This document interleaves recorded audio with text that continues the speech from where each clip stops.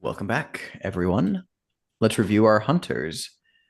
Ross Fletcher, you have two conditions: drawn to the void, which is permanent, and you've been marked by Elsie Tanner. What did Ross get up to last time? Let's see. Last time I was going around town with Vila. We were attempting to find out a little bit more about old Winslow Taggart. And we stumbled upon him after we went to go meet a prostitute. No, wait, we met him before we saw the prostitute. That's right. And then you And went he to go said, see Vera.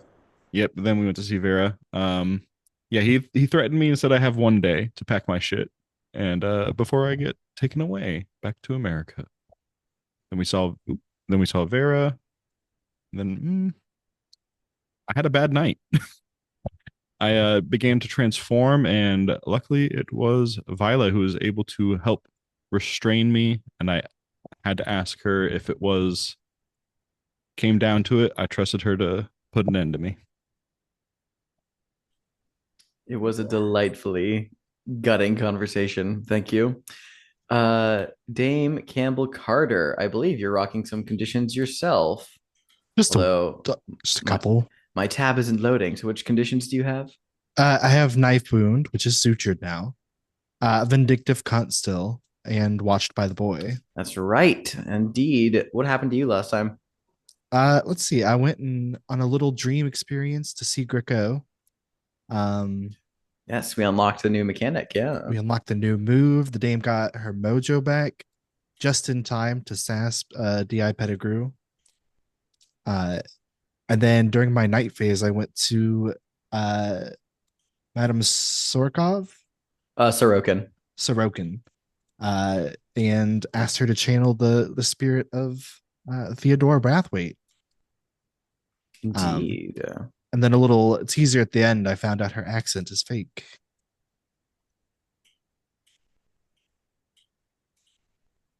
Love it. Where's tab? All right, next up, Count Potiphar. You got a few conditions yourself. Most beloved and drawn to the void. I also have a nasty cut, Uh, although that kind of wore off during the night yeah, phase. because of your supernatural abilities. I'm laughing to myself as I remember what happened to you last time, but would you please regale us with what you got up to? So I received a gift from what was his name? Mr. Fig, the meat pie butcher.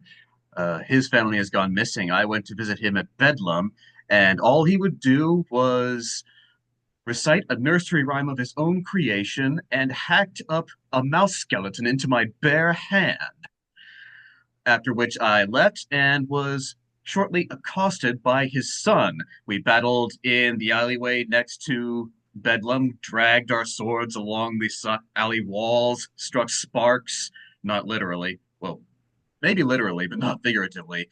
We fought, he ran, and then I went home and feeling my mojo coming back, I decided to have myself an elaborate and erotic party, which was promptly rained upon by Mrs. Fig, who set a trap to slaughter one of my minions, and she killed, oh god, what was his name? Dr. Alex Von Cleef, my favorite boy toy, and covered him in orange marmalade, I think.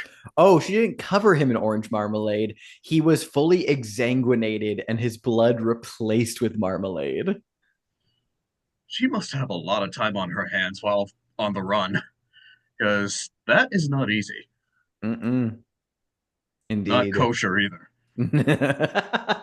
Yes, the meat pies that are definitely not kosher and Definitely. And definitely let me see. incredible.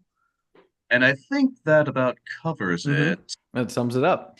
And then lastly, Viola Bathory with no conditions, living her best life, I assume. What about you?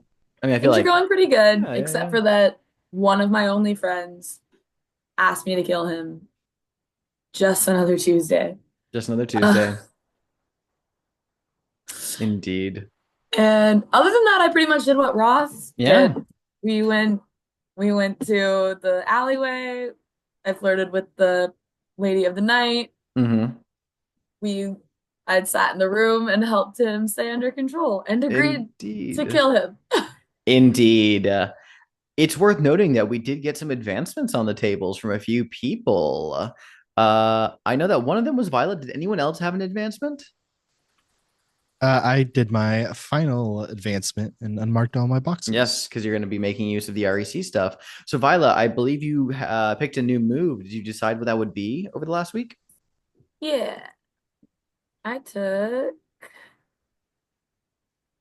Fueled by Vengeance. When pursuing or fighting a creature that has the same type as the beast, add 1 to any associated die rolls. If you do, ask another hunter how your doggedness or brutality makes them feel. This may give them a condition at the keeper's discretion. And then unmark the darkened threshold if it is marked. This move is no longer available once the beast is resolved. Very fun. I think I must ask then, just for a little insight behind the curtain, what type of creature is the beast so we know what would trigger this? How specific do you want that answer? Not very. Vampire. Okay, vampire. If it's Dracula, I swear to fucking God. You wish. No, That's how Jonathan Wick Harker comes back in. No, I'm just kidding. No, exactly. Yeah. Actually, I do have. There's a member in our Discord community, Jack Hargreaves, who has written a Dracula Mastermind. That I hope to playtest at some point because that sounds rad as hell. That's Anyway, dope. so with that said, let's take a look at our active threats and then get ready to start the day phase. Over at the St. Petersburg Mirror, you all have 3 available clues. Previously had decided that the mirror is in fact genuine, though it seems like Madame Sorokin may not be, or at least not Russian. There might be more investigation to be had there. We've also seen a little stinger at the end of our previous session where Flag was seen meeting with Madame Sorokin, learning secrets about the Hunters of Hargrave House, particularly taking an interest in the Bathory clan and their beast. I hope that isn't something that'll come back to haunt anyone later. Meanwhile, over at the Pinkerton, indeed, Winslow Taggart continues to doggedly pursue the American. You have 4 clues for that, and might indeed answer that question today. We'll find out to see if you can get him to leave London and Ross alone for good. And then our newest threat, Figs Pigs, a family of cannibal meat pie like butchers who seem to worship some sort of pagan swine god. You're assisting Scotland Yard in this case and are trying to hunt down and deal with all 3 figs. Now, previously, when Count Potiphar visited Bedlam, Dr. Rodney Walters was pretty interested in the fact that he's like, oh yeah, you can just bring them all back, like capture them, they can all be stored here alive so they can be studied. Count Potiphar was generally amenable to that until the death of Dr. Van Cleef, and Count Potiphar has resolved that he will not be getting the full set at Bedlam. So they will be part of my collection. Oh, we love to see it. We love to see it. Absolutely. With all of this said, we're going to begin the day phase because I would love to hear what sort of activities we would all like to get up to today. There are, of course, vulnerable moves on the table. Should anyone like to instigate that for the phase? And who knows, maybe you'll visit some characters. I don't know. I'm playing to find out what happens. Let's start with the one who truly is standing at the threshold of character retirement, Ross Fletcher. We got to answer a question about him. Do you want to go ahead and tackle that now, or are you looking to get any more clues on it? We have 4. I'm on the cusp. So I say I'm down to answer it now if everyone else is. Well, it's your playbook threat. So actually, let's before we talk about actions for the day, let's focus on that first. Let's look at the question and the clues. So, what unsavory scheme is Taggart pursuing while he's in London? The clues that we have collected are So he has been talking to prostitutes, but not for sex. He is using many different forms of currency, but no American dollars. You assumed he pushed a prostitute out of a window in Limehouse, and he has been employing street urchins as his spies lately. Well, Kyle, sounds like you have thoughts on this already, so please take it away. I think all of this sort of leads to he's going back to America, and all of this sort of leads to he's not only going to be moving me back, but I think he might actually be here drumming up in a human trafficking. Oh, yeah, that's fucking dark. Yeah, Extra evil. yeah, extra evil. Like he's getting some like He's getting these um prostitutes. That's why he's using different forms of money. Is he's actually buying women who come from different locales, and he's for trading with all these for different different black brothels in the markets. States. Hmm. Well, he's getting. I'm thinking he's getting women in from like Spain and other, just anyone who Oh. comes into Oh, he's port. just in the trafficking trade here. Yeah. I think this might be the most objectively evil thing Winslow Taggart's done in any campaign of the Between I've been a part of, and I'm honestly here for it because fuck him. So bad. Yeah, fuck this guy. Fuck this guy. Extra bad. Yeah, he sucks. So I think that's why he's been talking to them, but not looking for sex. I think that's he's trying to either convince some to come with, or he's like just outright buying them. The currency is, that's why he's not using American dollars, is because it can't be tracked back to Yeah. him and going to America. Hmm. I think he pushed a prostitute out of the window because she disagreed or threatened to go to the I authorities was for gonna it. say that. She was gonna expose him. So, boop, out the window. And then I think the street urchins as spies has not only been like trying to keep an eye on me, but the law and other potential victims. I mean, also it makes perfect sense, right? Considering like the disenfranchised of London, you have like sex workers and laborers and orphans, and like it's good use to kind of keep everything in check. I am enjoying this way too much. I love it. This is great. This is tasty. Um, that accounts for everything. I mean, honestly, that's really good. Do we have anything else to add on that? Like, anyone else want to throw anything out there, or are we all just like already sold? I mean, I'm sold. I I'm now sold. hate this Like guy a more than I great did. answer to the question. I do have some way that Potiphar could lean in and help out with this. Oh. Because Winslow is employing street urchins as spies. Count Potiphar has the Dapper Boy in his Mhm. employ, Mhm. so we could send him out as a double agent to Very help get rid of this true. problem. That might be a fun way to resolve it during the night phase. I'm here for Mhm. it. Well, that accounts for all 4 clues. So, Ross, go ahead and roll. This is flat. Let's hope you're not wrong. Oh no, that's bad. That's a 3. Oh, incredible. Well, It's not right. it's not right. You've assumed you saw something wrong. You think you have it, but you won't. There is going to be a rather fun confrontation between Ross and Winslow here during the day phase, or something dangerous thereof will happen because you're making a misstep and you are missing a key detail, unless everyone marks a mask. I mean, if y'all are willing, I'd love to mark it because it is also my last mask. Mask of the past, I assume. Mm-hmm. Mhm. Oh yeah, it's the last mask I can use before just dying. It's up to you all. I mean, I got masks to burn, so it's up to you guys. Yeah, Tamara's got like the odd one masks. out here. Tamara's basically a blank slate with Violet. It's great. Yeah, I'm done. Okay, well, everyone's coming to make sure that the American at least clears the slate. That means you only have the Bloodsoaked Portal left. Incredible. Well, go ahead and mark your last mask of the past. I think whether or not everyone wants to give theirs now or during the following day, that's one thing. I think just by necessity, I think Kyle, you need to deliver yours right now. I think we need this Ross lore here at the front. Narrate a flashback showing the incident that caused you to go on the run.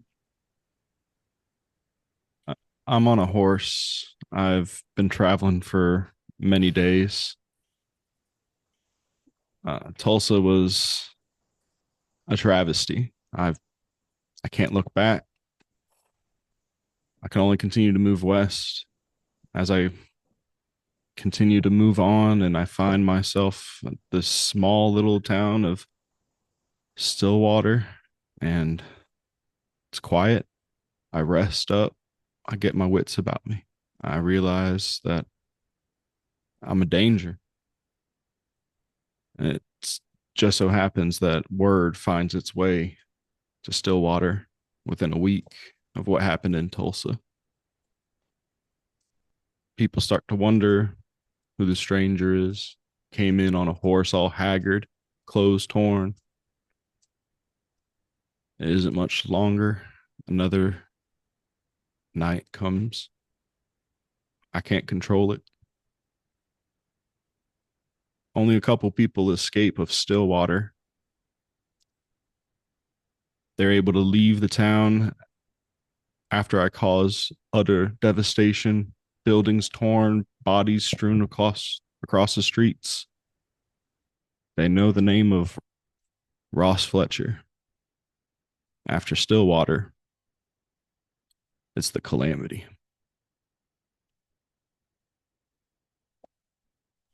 Bravo. We now know the full story of Ross Fletcher up until his arrival in London. So with that said, what masks did other people mark, by the way? We have Mask of the Past from Dame Chanterelle. What did you mark, Potiphar? Oh, I didn't mark it on the Oh, on thing, the character but I paper. picked Gotcha. the Mask of the Past. Very good. So it's your next one. All right, I'll mark it for you here. The perfect, and let's highlight them. You can all deliver these whenever you think is dramatically appropriate during the session. So now that we know the answer to the question, I'll bump it up to a 7 to 9. It is correct, but I don't think I have anything like any, and I can't speak. I don't think I have any unwelcome complications to add to that theory. So I do believe that when you confront him, it will be more dangerous. He's not going to necessarily go down without a fight, so he might be a bit difficult to persuade. So yeah, with all of this said, let's revisit the question. Ross, what sort of things would you like to get up to today? Well, we gotta go confront Taggart. So, if there's anything else that anyone might need me on, I'll help them with that. But I guess like throughout before the dusk phase, I would at least like to go confront him. Oh, so you want to confront him before you try to resolve it during the night? Oh yeah. Yeah, Actually, what is the new threats can. question? No, there is no new question. You answered Oh. it. That is it. Like you can now. Gotcha. You can here. I'll read the opportunity again. Where'd it go? Gotcha. Yeah, you just confront Taggart with his shady dealings and convince him to leave London. Now you can only resolve it during the night phase. Okay. So yeah, you can. So I guess in the day phase, I'll dodge him then. Yeah, dodge So, him. Dodge the hell out of him. And I'll go help out with the St. Petersburg mirror. I'm targeted, so I'll help out with Fig's Pigs. Try and Okay. go. What? Yeah. Go ahead. Count Potiphar maybe has some inkling of where Mm. the mother and the eldest son might be, or at least have or like might want to go try and find them, especially after what they did to his party. So I'd go help him with that. Help Potiphar. I love to hear it. Well, Dame Chanterelle, what do you want to do? Well, for no particular reason, maybe to see that nice young boy I saw the other day. I'd love to pay a visit to my neighbor, Vice Admiral Flag. Mm-hmm. Are you Um, going to his house proper, or are you meeting him elsewhere? to his house? I'll just knock Okay. on the door. I love it. Then Gonna be having our first scene afterwards, with the mastermind. Love it. if I have time after that, I'll Mhm. look into the St. Petersburg mirror. Okay.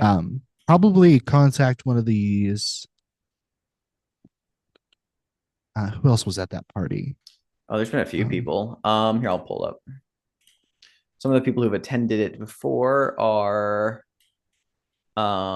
Lady Clara Cadwallader, who was the one who hosted a seance like weeks ago. There's the Russian ambassador, Count Vasily Orlov.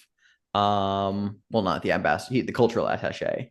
There's Captain Silas Fairweather with the Royal Navy. Although I think we actually, we talked to him before. Yeah. So there's a few people there. People, Viola and the Count got turned away for Vasily, so I'll try my hand at going to visit him. Count Vasily, gotcha. Love it. Potiphar. Well, you'll have an American by your side. Are you going to be poking more into Fig's Pigs? Absolutely. Splendid. They came into my house and spoiled my party.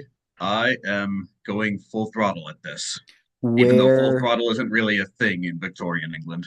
it's going full horse on this one. Oh, there's the early kind of like Choke up on auto the reins. choke. Yeah, exactly. There you go. Where do you want to focus your investigations into the figs? Well, clues I have so far are the mouse skeleton, Mm-hmm. the cushions covered with blood that Mm-hmm. I found in Your my home. home, Mm-hmm. and then there was the book of pressed flowers that I found when I chased after Mrs. Fig. I believe it had something written on it for the little To one. my, I think it was like to my sweet little one or something like that. Okay. My little sweet one. So I've already spoken to Mr. Fig at Bedlam. I mean, you know that there is their pie shop, which is, been Yes. like closed off by the police. So you could go poke around there or any other location that you think might be associated with this. I'll start with the meat pie shop. Love it. Taking down a trip down to I believe it's in Shoreditch. So very good. And Vila, what about you?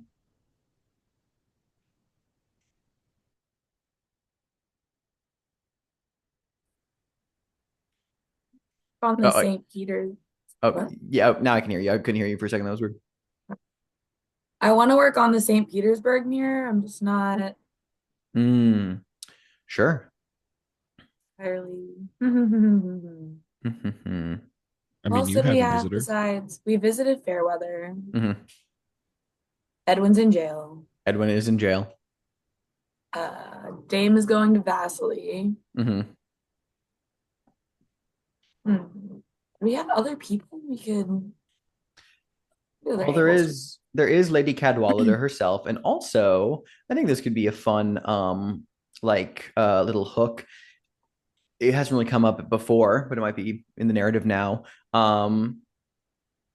There was a young man, a shop boy, who was inquiring about Edwin prior to his arrest. So, at least on the Edwin side of things, someone seems to be connected to Edwin, although you don't know the true detail there. But that's another person that you haven't met. So, Track down Shop Boy. I'll track down Shop Boy. Absolutely. Okay, I'm into it. All right. Well, I'll keep that in mind with all of those said. Let's take a short little break here so I can think about these scenes. And when we come back, we will begin our day phase.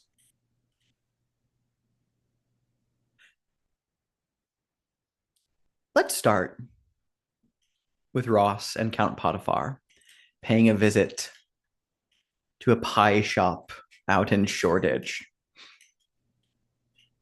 which, although it is currently being shuttered by an active police investigation, there would be no signs of that. Again, they're not trying to cause a hysteria or create a rumor mill. So the shop window just says closed.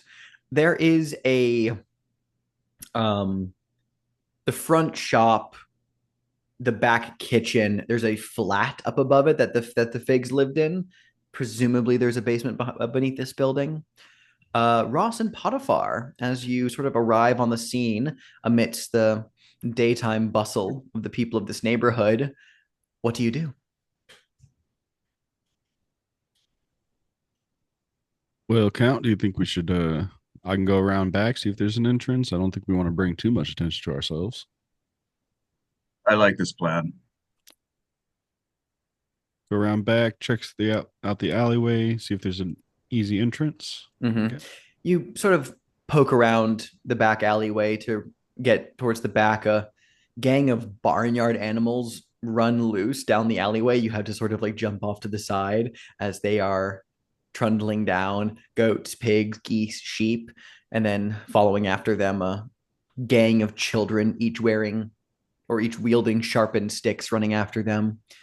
Perhaps just another day in this part of the city. Who knows? But there is a back and sort of like the delivery door, though it is ostensibly locked. I guess I could break it in. Indeed. I don't think that's difficult for you at all. By all means, have at it. You break the door open, letting yourselves in. You are, after all, investigating this case alongside Scotland Yard, so they can't complain. Let's talk Are about the. there Go ahead. are there any representatives of Scotland Yard here, or is the place just boarded up and The place has been shut off. There is no like active like police presence here on site, though you could easily arrange that with Scotland Yard if you wanted, or if you wanted assistance in any capacity. They just don't want to like have people talking about like seeing police all over the place. But the door kicks open, and inside the Fig's kitchen, bundles of herbs and garlic have been strung up along the ceiling. The brick oven is truly enormous, and altogether, there's a light dusting of flour on most surfaces in the kitchen. But let's paint the scene, everyone. The Figs enjoy working together. What do you see that confirms this?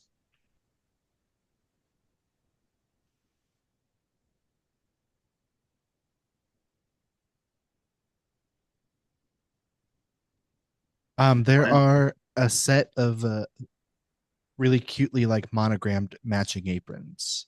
It's like mom, dad, big brother, and little brother. It's embroidered very cutely. I'm imagining that everything in this kitchen is organized in such a way that they can do an assembly line, receive the orders, prepare things each step of the way, and slide them into the oven to be then delivered. So it kind of goes in a circle around the room. They've got it down to a science how to make this work. I think piggybacking on what Eric said with kind of the embroidered aprons for the little brother, you see that there's a couple placements of stools that slide in on certain areas for to help both him and mom reach the high up places.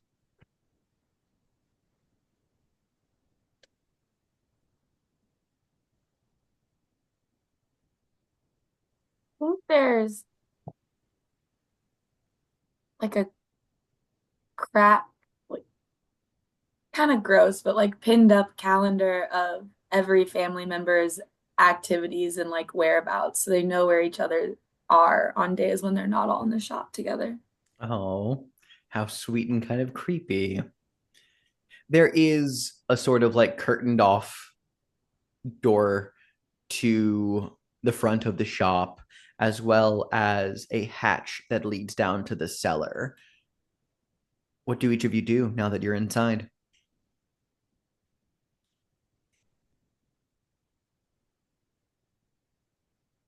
Okay. I can go down in the hatch if you want. I got a gun on me in case anything dangerous is down there. And I've got a sword in case the same happens. Let's start there, yes. Seems like the creepiest place. Let's get that knocked out. And Tail to tip. All right. Love it. You walk over to the cellar door, and there is a thick iron padlock sealing it off. I don't suppose you brought your gun with you, did you? I'll just shoot it off. I'm going to step round behind him. So it's the day move, firing a gun in this confined location, and also out here in the daytime seems pretty risky to me. Ross, what are you afraid of happening here? It'll draw attention of some people in the neighborhood to like actually come into the meat shop. Makes sense to me. Yeah, you can take it with advantage because you're using your gun. There's a way we might be able to help out with that. They've got their monogrammed aprons. Let's bundle those all up and wrap them around the muzzle of the gun so that it kind of muffles the sound. That's pretty good too. That's real nice. Yeah. Yeah, I will do that, and I take a shot in it, and I rolled a 9, so +2 is 11. Incredible. Yeah, you do it. I think honestly, I was like, oh, that's great. It's just like there's the muffled like gunshot, the report goes off. And the lock is just like shattered. A little smoke coming off of the barrel of your gun once you unwrap the cloths. Good And idea you- there. Before we do anything else, I want to listen carefully to any stirring sound that might happen within this building, just in case there's someone here we have not yet seen. I love it. Well, go ahead and give me the information move with your reason. Actually, composure because you're listening. Kind of focusing your mind and That is a 10. okay, a 10. Take a look at my clue list here.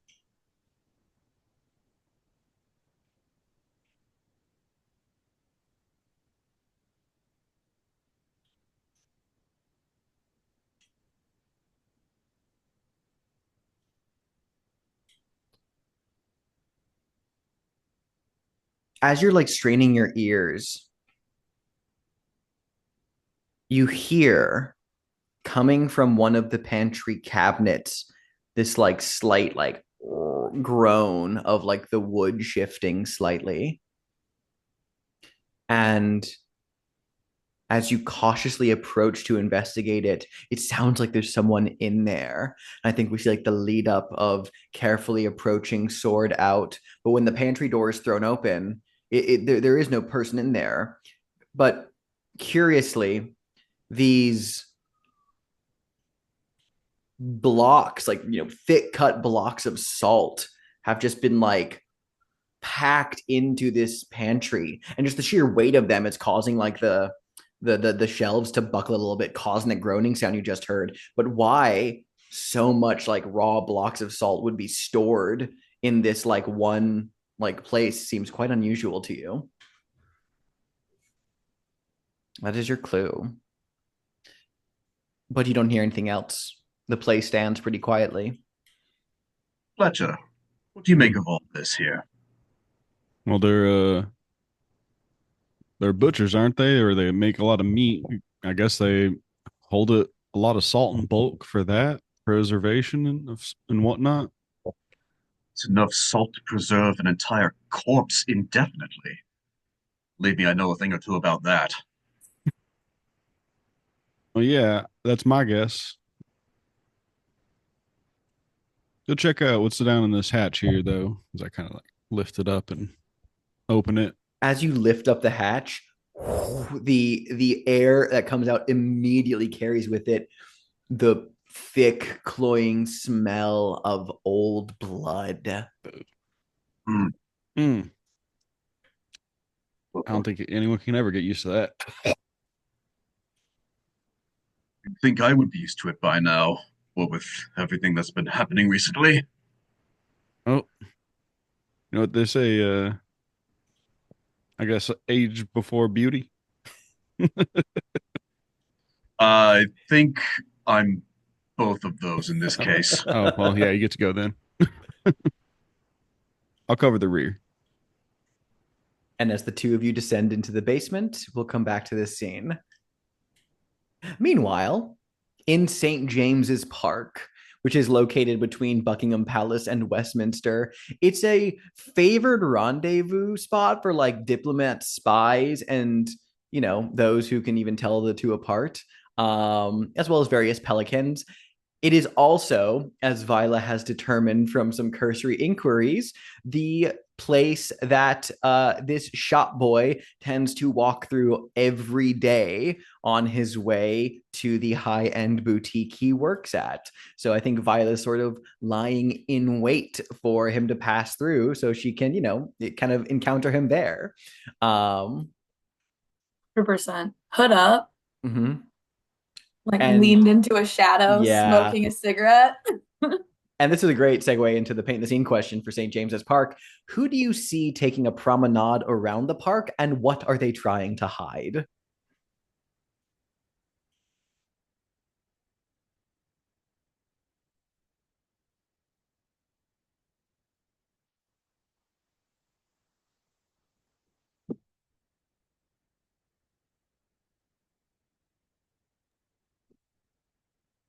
I don't remember what I named him. It was like the guy who I called almost Dorian Gray, but I gave him a different last name, like Ducat or something. Dorian Ducat or something like that, yeah. I don't remember, yeah. He's promenading, but he's with a gentleman that is not his husband, and they're standing closer together than is absolutely necessary for two just friends. Oh my God, they were flatmates. It was Dorian DuPont, I think. Dorian DuPont, yeah, that's what it was. DuPont! Yes, thank you. Dorian DuPont is taking a stroll with a man who is not his husband. Oh my God, scandalous. I have something actually in mind in a similar vein. Um, a woman with gray, almost white hair, perhaps in her 60s, is strutting down the street, and she is a very well-to-do woman by the way she is dressed. And she seems to be a very tight-knit sort of person, no nonsense. But tucked under her arm is a book giving a detailed tour of all the finest male prostitutes in London. Madame Morvain's, what a reputable tome he has there, pamphlet. Love it. I'll say there's a man who's like very well dressed, kind of strolling through the park. Um, if you watch him closely, you'll see that he kind of stumbles after a few steps. Uh, he kind of tucks a bottle back into his jacket, trying to hide a very clear and serious addiction, considering it's like 10 a.m. I think that you see two men dressed quite well come up and kind of in a easy to see, but also easy just to kind of glaze over. They stand and shake hands and talk under their breaths, and they hold the handshake for quite a while. And then you see that they pass something between each other, and a head nod is had, and they go about their way. Viola, as you're waiting, eventually you do spot your quarry, this young cherubic man dressed to the nines as far as a shop boy goes. He's making his way through the park, as you know he is expected to. There isn't like an immediately like cynical like air to him, but he kind of walks with like a general like, you know, like fucking stay out of my way swagger. And is just on his way to work at this hour. What do you do? You're muted. I'll follow him out of the park and wait for him to pass some sort of less obvious, like alleyway, nook, or whatever. At which point, I'm going to grab him and pull him into the shadows. Yeah, it's the day move on this walk up. What are you afraid of happening here? Someone's going to see me accost this young gentleman. Oh, very good. Then in that case, you may roll with, I'd say vitality. I think that, like, you know, moving quietly and quickly covers that. So you can go ahead and roll. Dice will save me.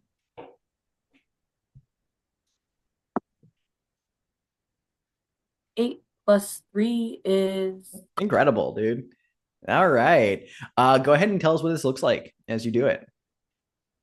Viola still hood up. Like as he passes her, she stubs out her cigarette and slips into the crowd, trailing behind him by one or two people before he breaks off down a side alley. And down the side alley, which is still relatively brightly lit, there are small spaces between buildings, like not entire alleyways, but little nooks where there's garbage and refuse. And as he nears one, she sneaks up behind him, grabs him, and yanks him into the alleyway before spinning him around and like so that his back is to the grate and she's standing in front of him. As you like shove him up against like up against the grate like that, he kind of like, you know, has the wind knocked out of him for a brief moment, but he sort of like meets your eyes under the hood and he says, he's like, whoa, all right, I normally like it rough, dear, but you're not the team that I play on. And he's just kind of like, you know, glaring at you, but there's a bead of sweat coming down his forehead. Violet kind of gives him a look up and down. You're not really my type either, darling. Well, then, splendid. Would you mind accosting me a little less harshly? I don't have much money. I'm a bloody shop boy. Apologies. You could have fooled me with this dandy getup as she's straightening it out and brushing him off. It's a particular prestigious shop, Ducky. Pardon me. I was just hoping you could answer a few questions for me, love. Kind of like squints at you and says, "Hang on a moment. Feel like I've seen you before. Maybe in Have you? passing. I don't know. I see a lot of people, a lot of high-class women." Think Yeah. high class. Well, were you at Theodora's ball? No. Then I can't imagine when. This does not feel like a mugging. So would you care to tell me what this is all about? Do you have questions? Ask them. I would hate to lose my job because I'm a few minutes late. Those upper class women are awfully stuffy if they're not attended to on time. So come on, chip, chip, let's go. They are. I was actually just wondering what your business was with Edwin. His face sort of like goes a bit like stoic for a moment. He says, I can see you know the name. how do you know Edwin? I'm investigating his little issue with blackmail. Oh, fat load of good you've done. He's already in prison, isn't he? Didn't say I was helping him. Said I was investigating. Oh, then I don't see a reason to help you if you're not helping him. Oh, so he is your friend. You could call him a friend. I'm sorry, darling. By the time I got the case, he was already in jail. You know, he I'm told with me. Hargrave House.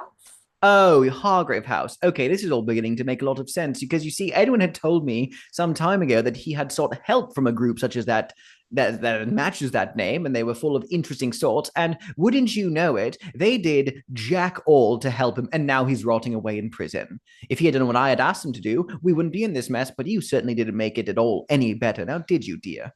And what did you ask him to do?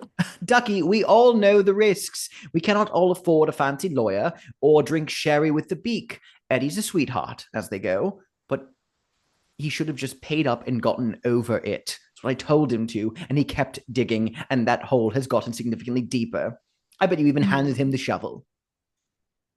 I did nothing of the sort. As I said, I came into this case rather late. I'm a new member of Hargrave, you see. But I am here trying to clean up this mess, as I do believe it's gone on for far too long. And Edwin's not getting any younger in there, now is he? No, I don't suppose he is. Fine. Ask your questions. I will do my best to answer, and then will you let me go on my way, or are you planning to shiv me in the ribs before I turn around? No, no shiving. I'm so delighted to hear that. I normally like being penetrated by men anyway, so this is a double 2-for-1 special. Well, I suppose I'll get down to the point. What? Please! He looks so done with this conversation already. He's like so angry. Interrupt me again, and I'll take back what I said about shiving. I kind of brush back my coat so he can see my dagger. He just huffs at you. Now, what do you know of Madame Sorkin and what went on at, what's her name? At Cadwallader's Cadwallader? Cadwallader's I know, seance. fucking names, right? Dear God. I know. Go ahead and give me information move with your presence of -1. Yikes.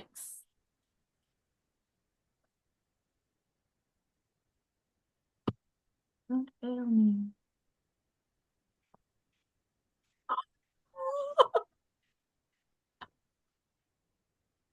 Snake eyes. The one.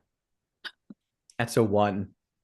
He says, Madame Sorokin, the fortune teller, or the occultist, spiritualist, whatever the bloody name is. Yeah, I remember her. Edwin paid a visit to her once or twice. Talked about it a few times at the Four Magpies where we met. You know, I thought I'm not much of a believer myself. I don't particularly care for that. Yes, I've heard of it, and what is this some sort? You think it's some sort of particular relevance? And then he just says, oh, actually, no, go ahead and answer the question first before I narrate what happens here. Yes. I think it is all of the relevance. Well,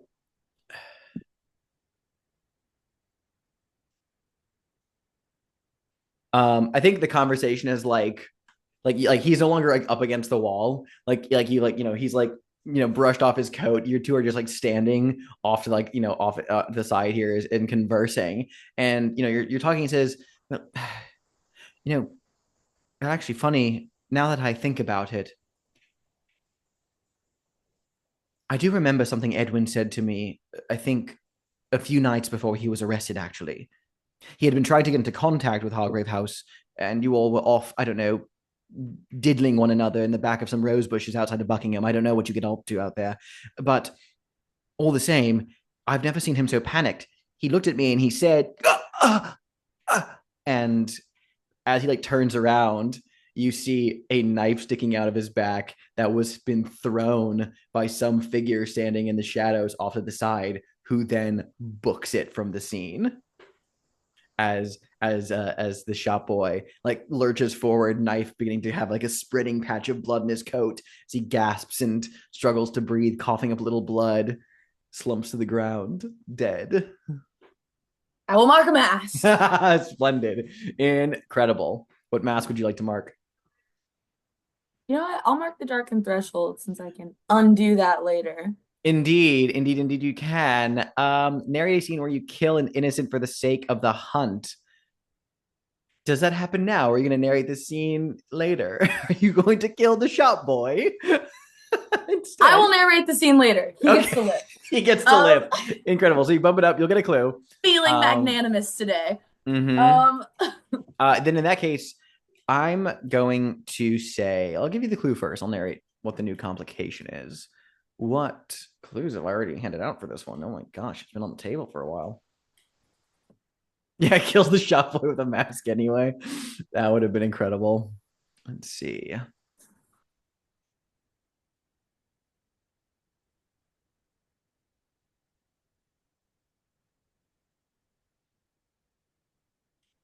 Well, okay, so that conversation does not happen. Instead, he's talking about his time with Edwin, and he says, "Well, actually, I used to think he was just being rather, you know, really off his rocker with the whole thing. Not that I didn't believe him per se, but he did tell me at one point that Madame Sorokin had said during a meeting that he should be wary of what he drinks, and then well, wouldn't you know it, the two of us were out at the Four Magpies the following night, and he was about to take a sip of the beer I had bought him, stopped short, looked all pale and urgent, and said it had been drugged. Now, neither of us tested the bloody thing, but I don't know. It did smell a bit off. I don't know if that helps you at all. Yes, it does. Be honest with you, darling. All this investigating really isn't my normal shtick. I'm more of the cloak and dagger type, if you couldn't tell. I could tell because you're wearing a cloak and you're wielding a dagger.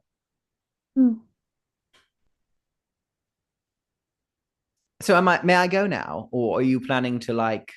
Oh, yes. Sorry, by all good. means. Wouldn't want to make you late.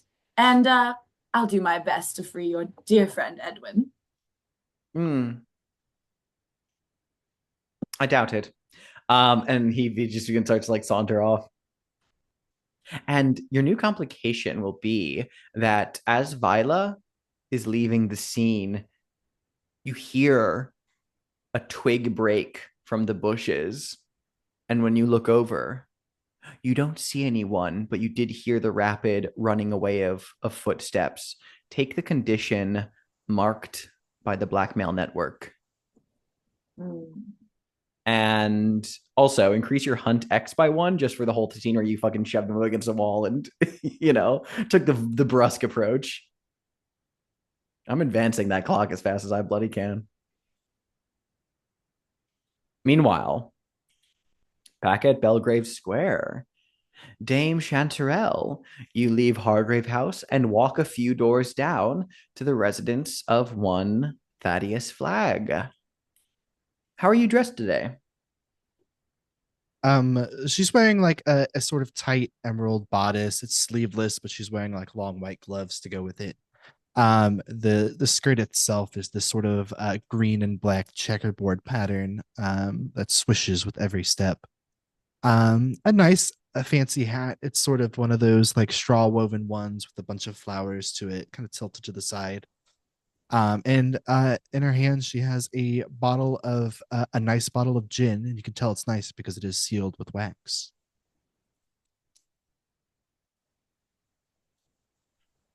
As you approach, you walk up the front steps, and displayed prominently over the front door to Flag's mansion is the crest of his ship, Chimera.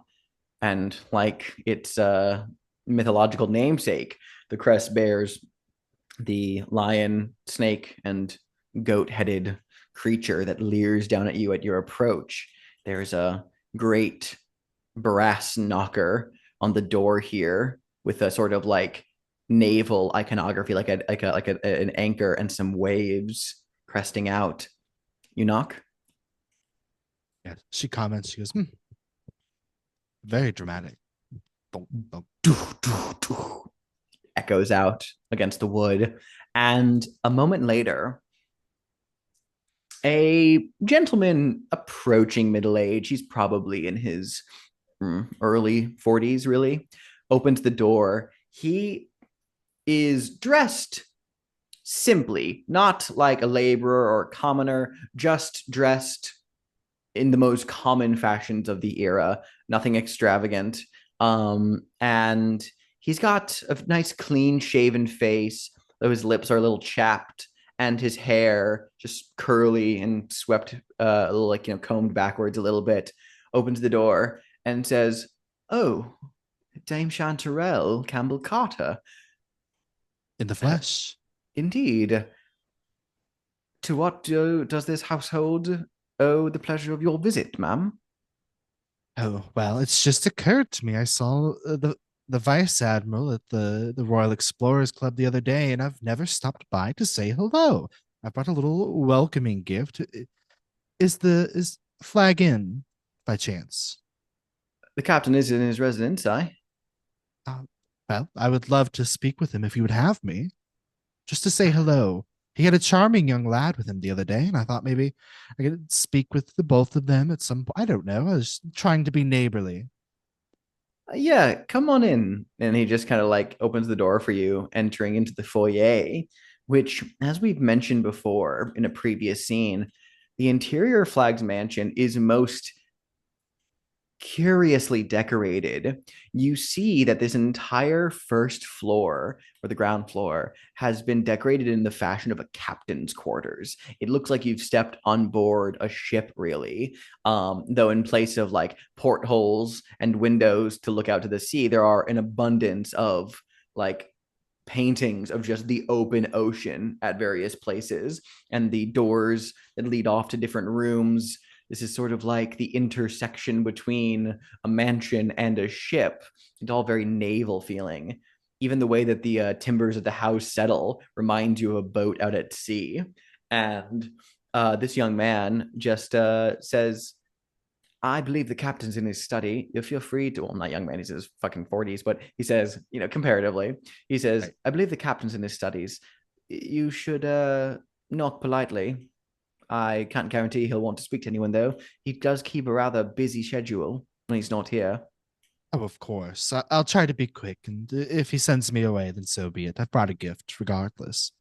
Indeed, indeed. And he just Thank, begins to walk off. thank you, young man. And then she looks. Which one's the study? It's over there, and it's Billy, ma'am. Oh, You can call me Billy. Billy. Lovely to meet you. Mm. I don't suppose you have tea. I just live here.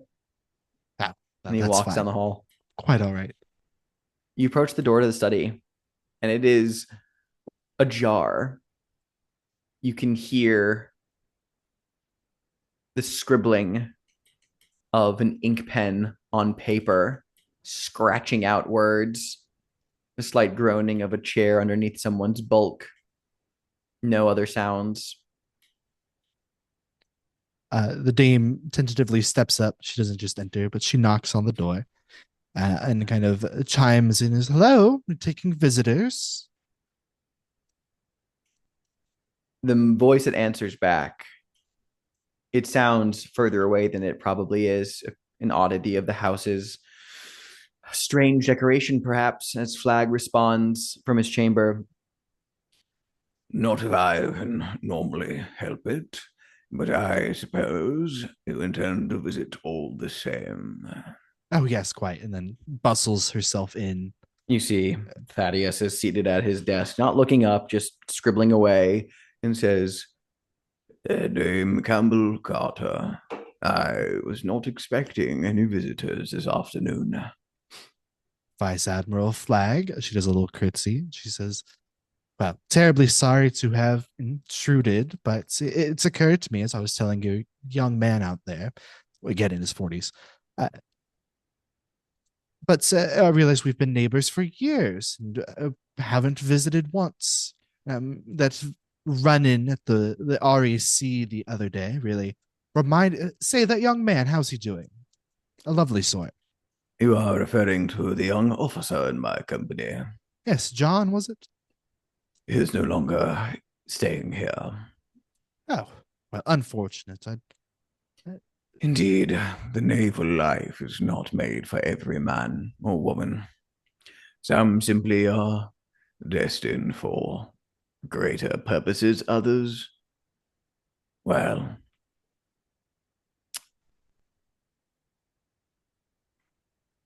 Well, yes, I suppose I agree. I say your abode really takes me back. I spent many years myself as a sea woman. did you now? Sailing all over, down to the Caribbean. I'll take a seat. Do you mind? Do you drink gin? I do not. Oh, well, I'll pour you a glass anyway. You don't have to drink it. It makes my gift all the more moot, I suppose. If it is all the same to you, Dame Chanterelle, I have a rather busy schedule today. I do not have time for spur of the moment appointments. Well, I do, and I'm here, so. Very well. The dame finds, does he have like a little table set up in here with like rocks glasses kind of? Yeah, I think so. In fact, he has the whole classic like half globe that you can open up to reveal like the bar. He has like, rum in there and some chipped ice. She opens up the globe, kind of sighs because last time someone took a nice bottle of liquor out with from a globe was Theodora, and her gin she bought just for me. But regardless, she opens up the gin, pours 2 glasses, kind of saunters back over to the desks, takes a seat in front of it. Well, cheers. He just kind of like doesn't really look at you, just sort of like stares past you as he just nods slowly. The dame drinks it, and she goes, well, I suppose I've been a bit coy. I do know why I've never been. I've been rather cross at you all my life, Vice Admiral. I'm sorry to say. For whatever reason, could you be cross with me? We've hardly ever had our paths cross before. Why should our temperances be done so as well? Oh, no, I quite agree, but I'm afraid you stole a childhood dream from me. The capture of Theodora Brathwaite, the pirate queen. Yes, indeed. I had rather forgotten of your earliest connections to that woman. As I understand it, though, it was you who got the last laugh in the end. Oh, yes, in the end, but if I had delivered the first blow, it would have been all the more devastating, don't you think? I was only a man who dueled her to a standstill draw.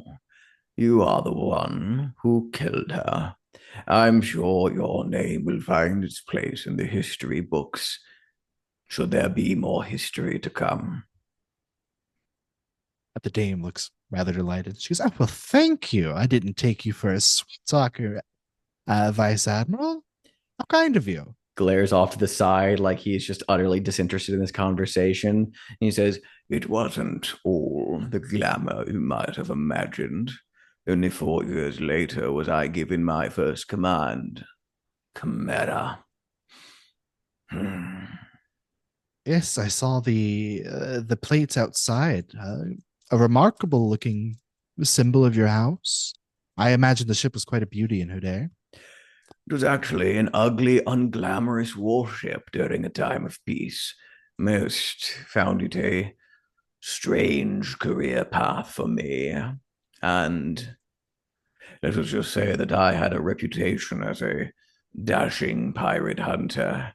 But to tell you the truth, it was I who aggressively pursued the commission. I was compelled. I follow my dreams quite doggedly. Do you dream much, Dame Chanterelle? Yes, I find myself dreaming more every day. Hmm. I dreamt much in my youth, and I was so stricken by a dream of a three-headed monster like something out of myth, and it was so similar to the ship's crest. I demanded my superiors to give me command of it. Chimera, my chimera. I find there to be truth in dreams. I can respect such a dogged following of it. May I ask you a question, Dame Chanterelle? By all means. He like stands up, walks to the globe, pours a drink for himself, and then walks back over to a window that looks out over Belgrave Square. He just raises the glass to his face as his dead eyes look out over the streets. What do you really think of London?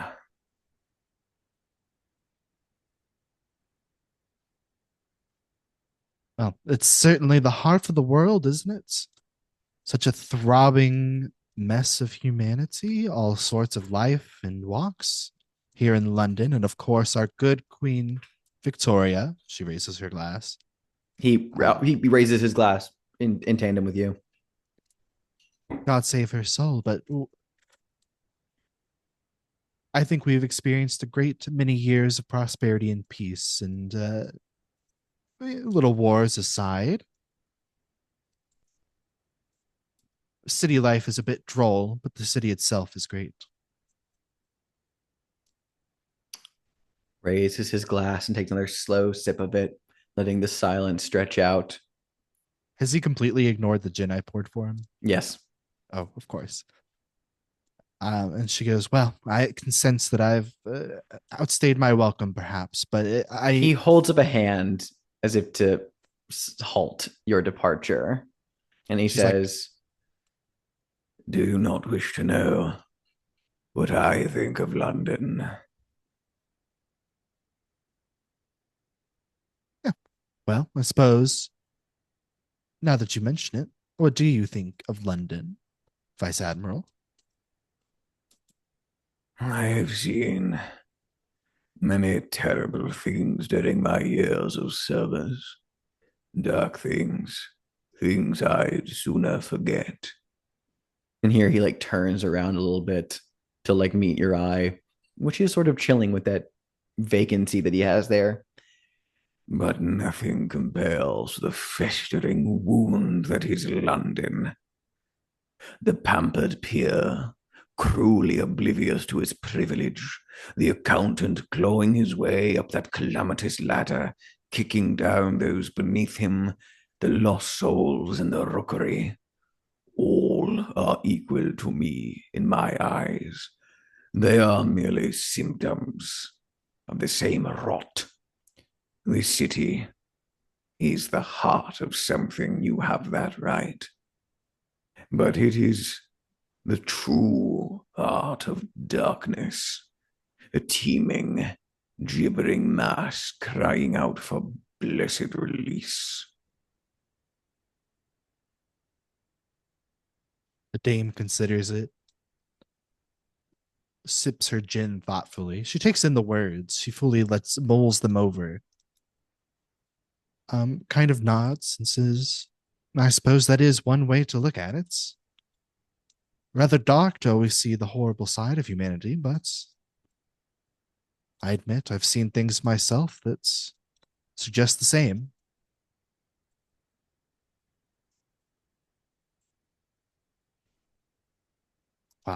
This has been delightful conversation, Vice Admiral.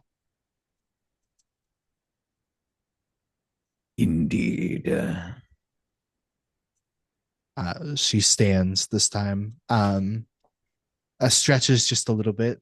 You see that there doesn't seem to be anything in her side bothering her. It's something for the audience to notice, but not the admiral necessarily. She goes, well, I do hope you will enjoy the gin, or at least have your men enjoy it, if nothing else. She curtsies and says, good day, sir. He nods to you and then sits down, and you depart. What condition do you get to clear from the scene? I was hoping to get rid of my stab wound. That makes sense. And then whenever she steps outside, steps back into Belgrave Square, she goes, oh, well, never doing that again. I can't help it. He didn't even, she kind of sighs, and you see, pulls out a little empty vial, and she says, he didn't even drink the gin. And kind of tosses it to the side. And I can transition this into my mask if that's okay. Oh, I would actually love that. Yeah. The camera like pans, it stays on the house as the dame walks back to Hargrave House or to a hansom cab. It moves in slowly, goes through the door to like the deck of the ship, which then flips back upside down as we see another ship. As this mask is not from the perspective of Kaimani's journal. This is a narrated flashback to the recent past, showing how the village still suffers from the consequences of the explorer's occupation. The camera then pans down to the ship sailing. It's relatively small, a simple sailing ship found its way to the coast of a small island in the Caribbean. The white sand beaches gleam in the setting sunlight as a young man and woman set foot.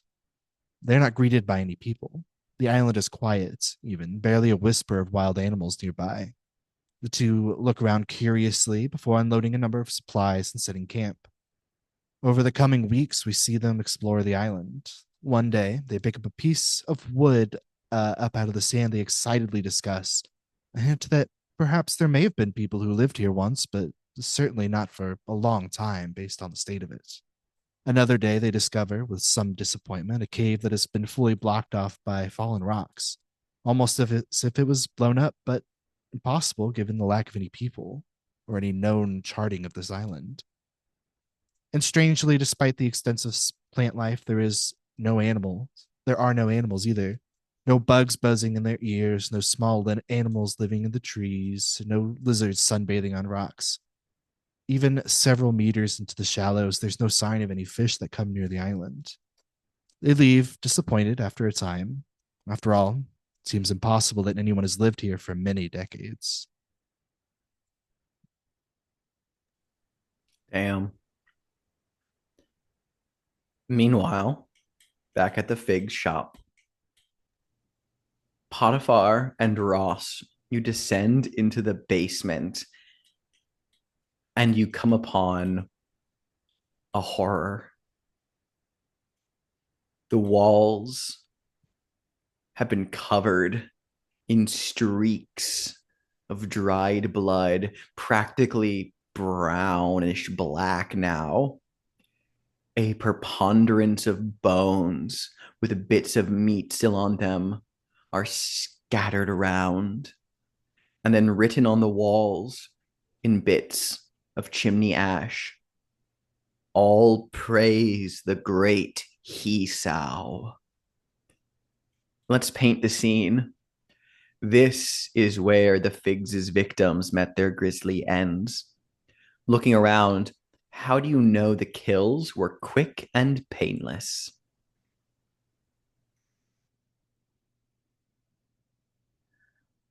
On a table, excuse me, on a table nearby is anatomy textbook used by medical students with pages marked for parts of the circulatory system. The neck is circled as well as the underarms and the thighs by the groin. Perfect places to cut and bleed them dry. I think in the room you don't see aside from one table, that there's any restraints.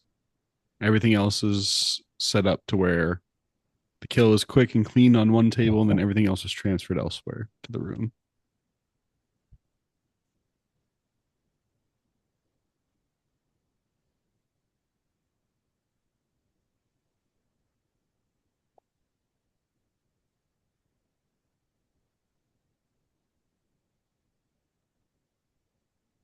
I'll say that there is a sort of contraption where they sort of hung people upside down to drain them of all their blood.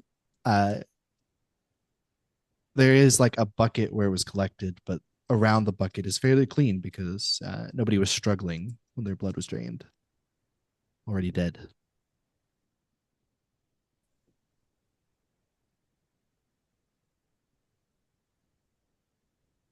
I think the basement's not soundproof. And if they had been screaming and struggling, like it would have been, because otherwise somebody would have heard it by now. It's obviously a very quiet and quick affair. They didn't feel the need to take those precautions.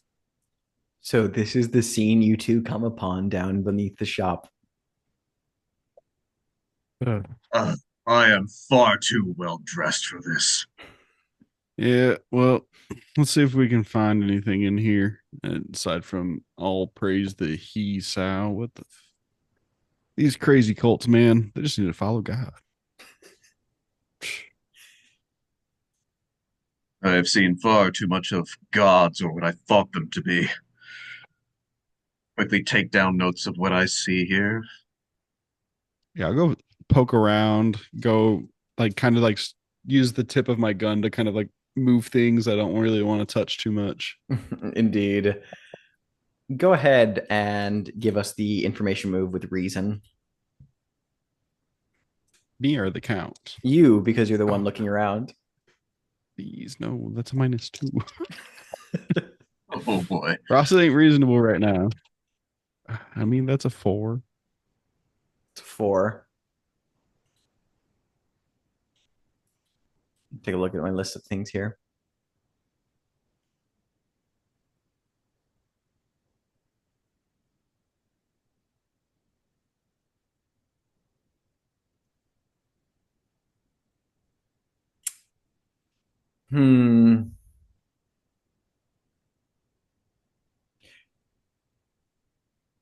As you're poking around, you see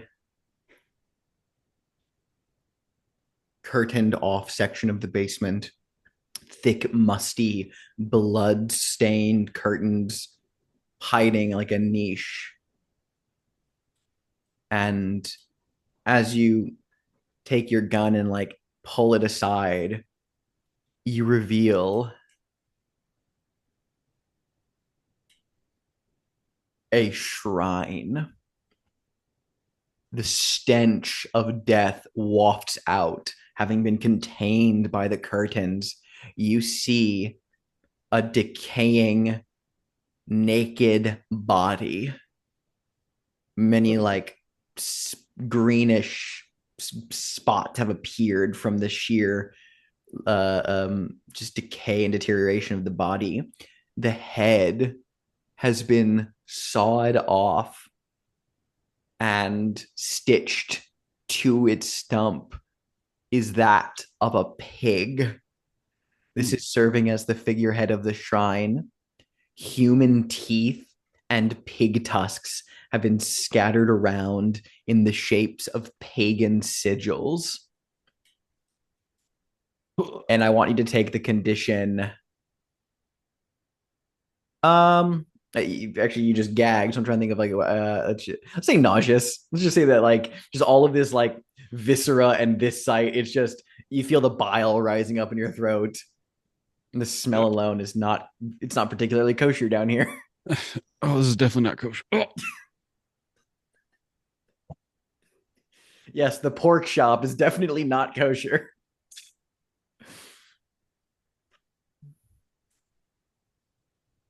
Even Sally No Face wasn't this bad. Oh God, count. Ugh.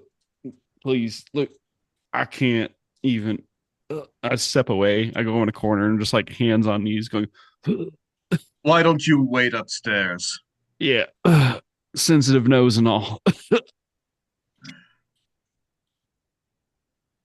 And Ross, as you go upstairs to escape the smell, you leave Potiphar alone down there. And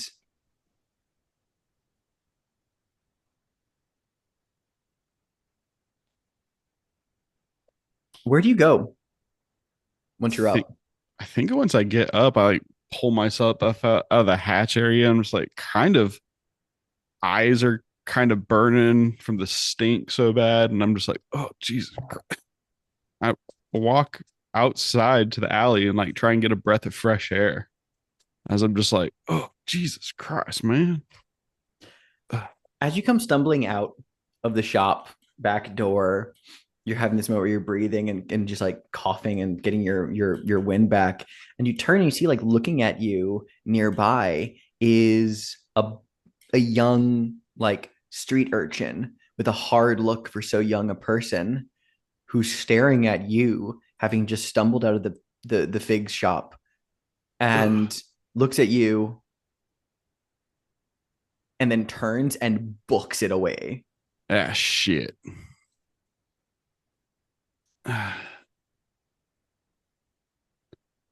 That kid seems to know something. Hey, Count. I gotta go. And since we established that it's really easy to hear things in the basement, yes, Count Potiphar, you hear Ross yell that he's got to go, and then just of him running away. All right, don't mind me. Potiphar, what are you doing now that you're alone here? Okay. I want to get to know more about this bizarre deity of theirs. So we've Moth. seen what they use for their sacrifices, the medical textbook, the chains, the bucket to drain the blood. But now we have this crude shrine here. So are there any texts, any anything that could point me in the direction of what this is and why they worship it? Oh, really good. Go ahead and give us the information move with your reason as well.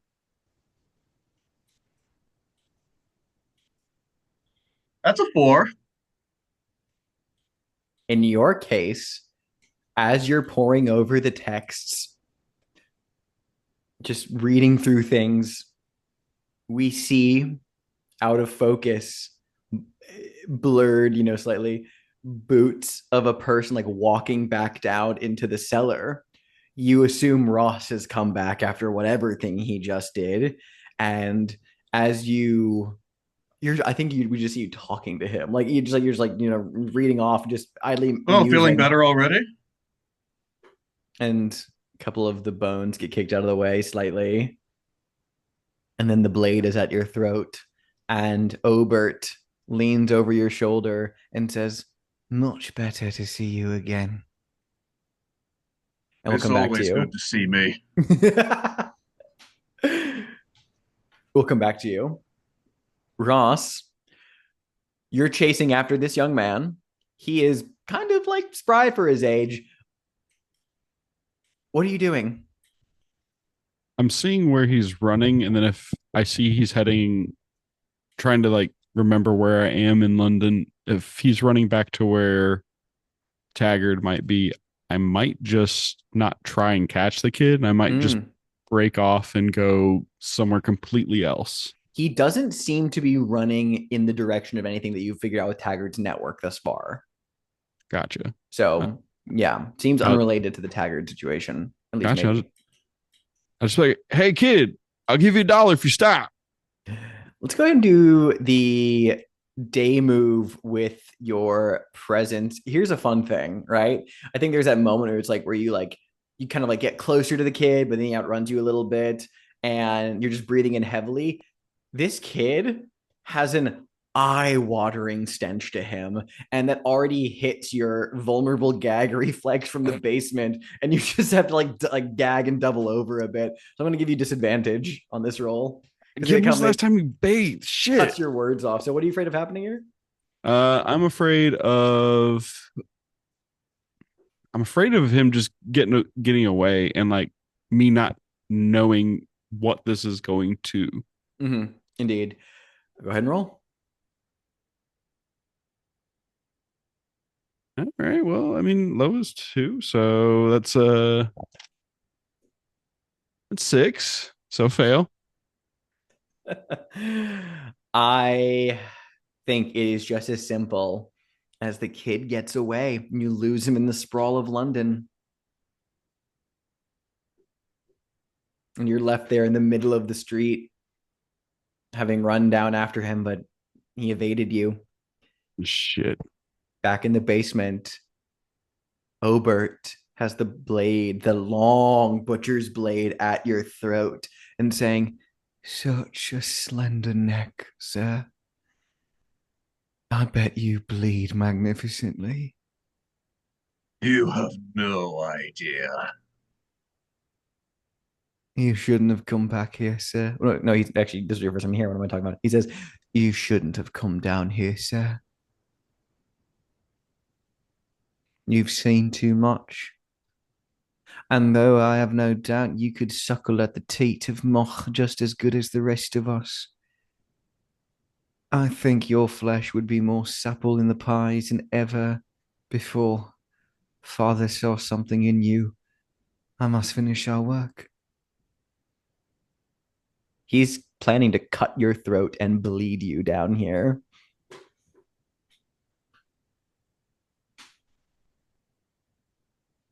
Sing a song of 3 things. Apples of my eye. Snatch a bunch of long pigs and bake them into pies. How does he react? Ooh, this is a great. Let's night move this honestly to see if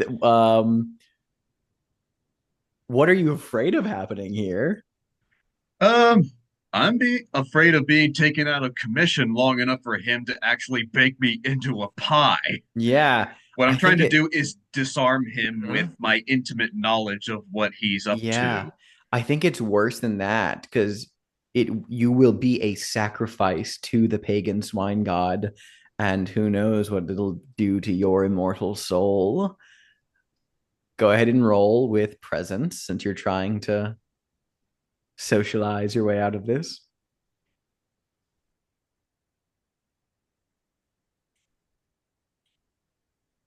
Okay. I had a stroke reading that in the chat. Damn it. What the fuck? What, did I miss it? Just all the fanfic tags that marriage just applied to the scene. Oh my god. God. Yeah, go on AO3 and look these up, and that's the scene right here. Okay. It's +2 or +3? I think I. +3. You have +3 in your presence. Okay, that's an 8. Okay, great. Before I say what happens next, let me just comment here. Truly, I think nothing encapsulates the Lovecraftian feeling of like reading that which man was not meant to know than seeing a list of tags on a fanfic and your brain trying to parse all of them out. And it's just like, How does this work? wow, my brain. Sorry to just expose you like that. Yeah, you gotta wear lead shielding if you're gonna put that much radiation out there. Okay, well, with that said, with an 8,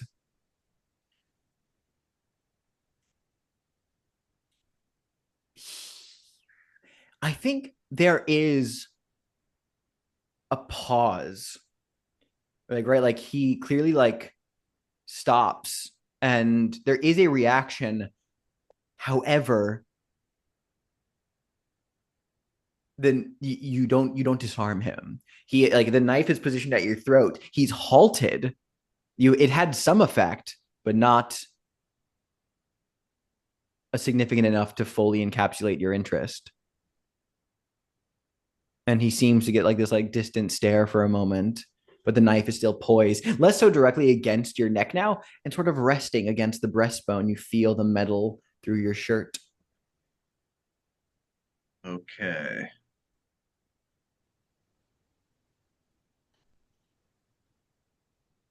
This could go wrong in a bunch of ways, but fuck it, I love this. Okay, I have my sword drawn. How close to me is he? He's like right behind you. Okay, I'm going to raise the sword and seppuku myself, stabbing both of us at the same time. Hell yes. Incredible. You won't be able to kill him because that's the nature of, the threat, but we'll come back to this scene as you drive the blade through your abdomen. Viola, after your conversation in the park, where have you gone off to? Okay, that was a bust. Hear me out. I'm Okay. not good at investigating like this, and I think I should go back to my roots. Okay. I would like to go where I heard the noise and try to track whoever was spying on me, or at least as far as I can, and look for clues as to who is behind this blackmailing ring. Oh, I'm into it. I'm fucking into it. I'm only good at hunting, so let's hunt. Indeed. I think that because you are now marked by this blackmail network, they might be pretty adept at covering their tracks against you. So I'm going to give you disadvantage on this, and it will be the information move with your reason, I feel like, is the one that makes sense. Actually, no, we'll say composure for you because honestly, intense concentration really does encapsulate what Violet tends to do on a hunt anyway. So you'll get a +1, but you have disadvantage. Do you have anything you want to mark? God, what do you have down there? I haven't checked my stuff in a I while. haven't touched your stuff in a while. You got a few things. You have Theodora's sword. No.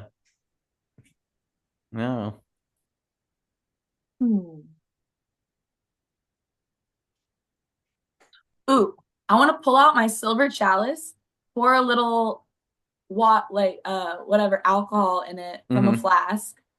And I'll prick my thumb and squeeze a drop of blood into it, swirl it around, and throw it on the ground like a tracking spell. Holy shit. Actually, okay, then in that case, we're gonna use sensitivity for this. I'm into it. Am I bad at that? Did I just No, you have a Hold +1. on. It's the same as Okay. composure. You're good. I love it. Go ahead and roll 2d6 +1. I don't want to walk the third man. I'll just take the L and go home. Oh, I missed the box. Okay. A 4 and a 5 plus a 1. Wait, that's a 12. No. Wait, no. That's a 4, 10. no, that's 10. Wait. Oh, my bad. I can't do math. No, it's okay. I got really excited for a second because I believed you. I was like,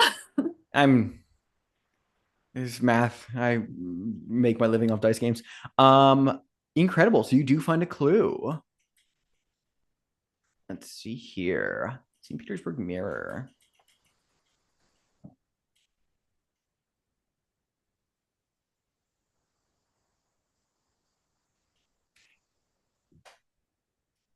Let me ask you this question real quick.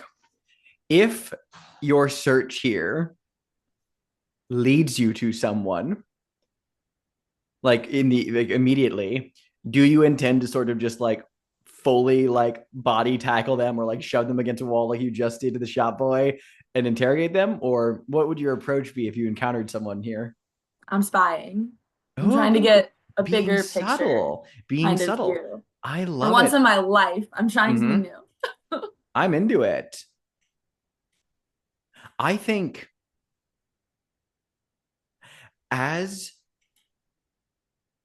you begin to track this person using occult methodologies that you have sort of in your back pocket, you find a rather like shifty-eyed, weaselly person who had like fled the scene of the park, and you trail them for a few blocks, and eventually they walk up to a group of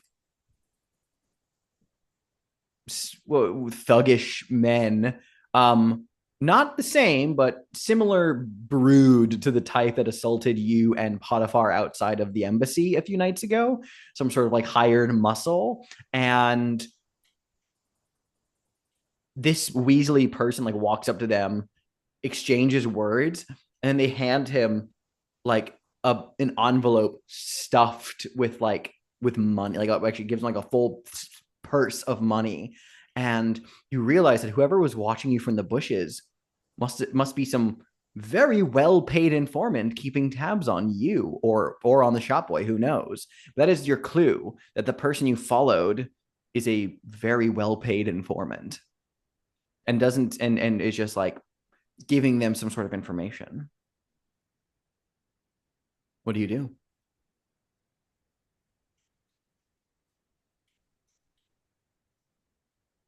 Who paid him? The group of. They're the group of like thugs, some hired muscle standing outside of an alleyway. Okay, I imagine after he gets paid, he runs off. Yeah, he books it, and then I'm gonna change from following him to following the thugs. I love this. This could get dangerous for you though. So let's say that this is the night move as you follow them, a group of armed men into the alleyways of London. What are you afraid of happening here? Ugh, being seen and jumped. Yeah, it's worse than that. Instead of just giving you a beating, they do intend fully to deal with you permanently. And this will be with composure because you're being stealthy. However, these seem to be agents of the blackmail network, and you are marked by them, so you will also have disadvantage on this. You do have the option to back down if you so desire, if you feel like the stakes are too high on this one.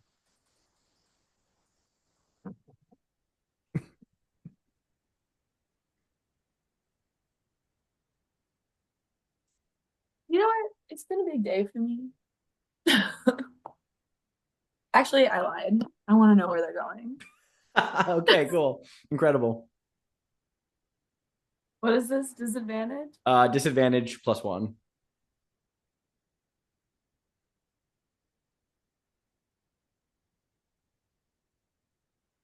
Oh, yay. Scared. Okay. Okay. Drop the highest one, right? Mm-hmm.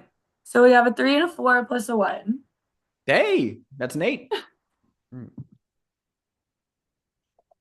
I think your complication will be you follow them, but that will be your entire day activity. You will, in the night phase is where like you will be. Like if you will have to follow them for like all day to find out where they're going. Okay, but I still get my night phase? If you, yeah, if you, Deal. if you dedicate your night phase to making sure that, you know, you're still following them, then yes. Wait, like if I follow them all day and then I stop at night, do I still get the night phase? Or I'm confused. You will find out during the night phase. Let's say that if the group did a Hargrave House night phase, you wouldn't find out where they were going because like you need to at least be on site for a bit of the night to get some information out of where they were going, is what I'm getting at. Okay, sick. Cool. Deal. Love it. Splendid. Dame Chanterelle, do you still intend to pay a visit to the embassy? Yeah, I think the dame will stop in.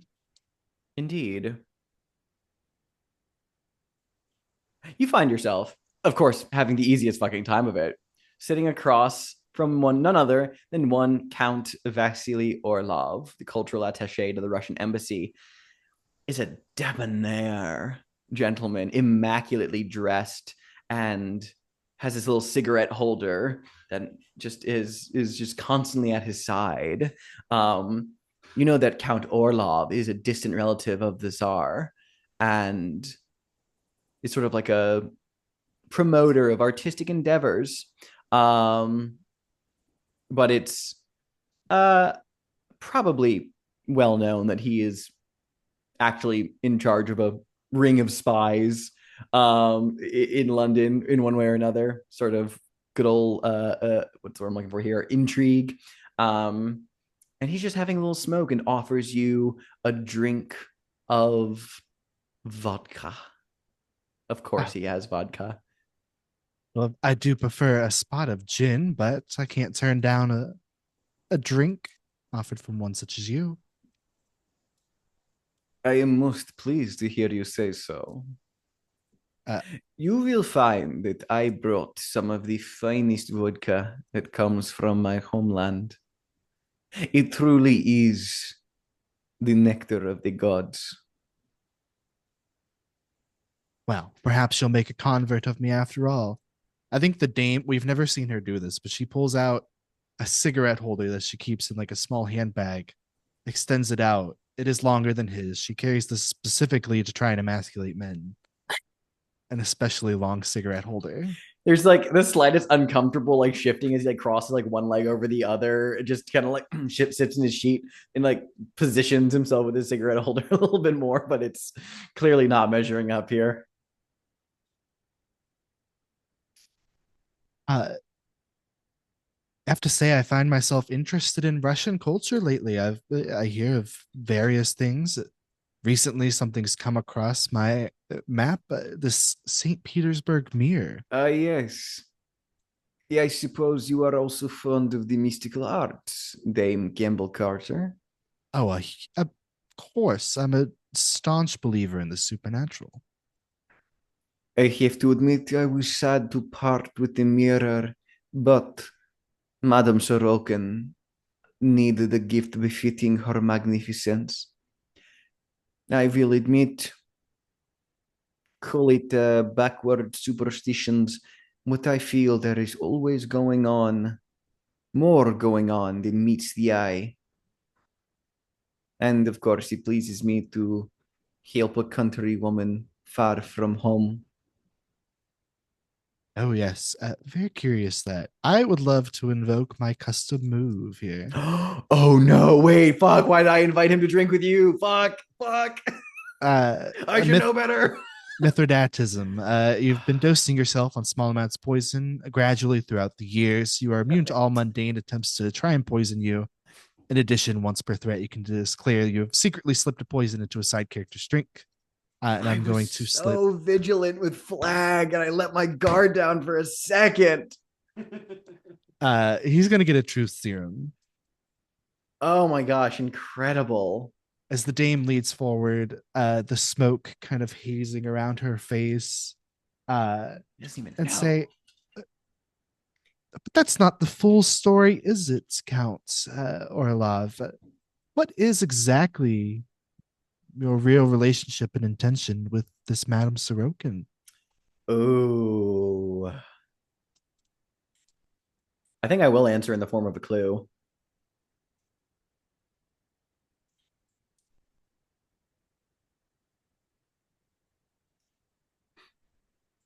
Oh my god, there's so many good clues.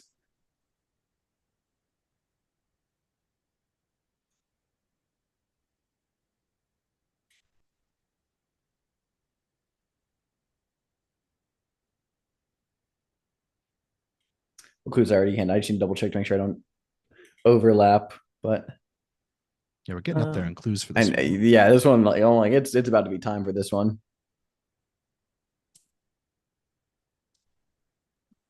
Crush this roll. I know.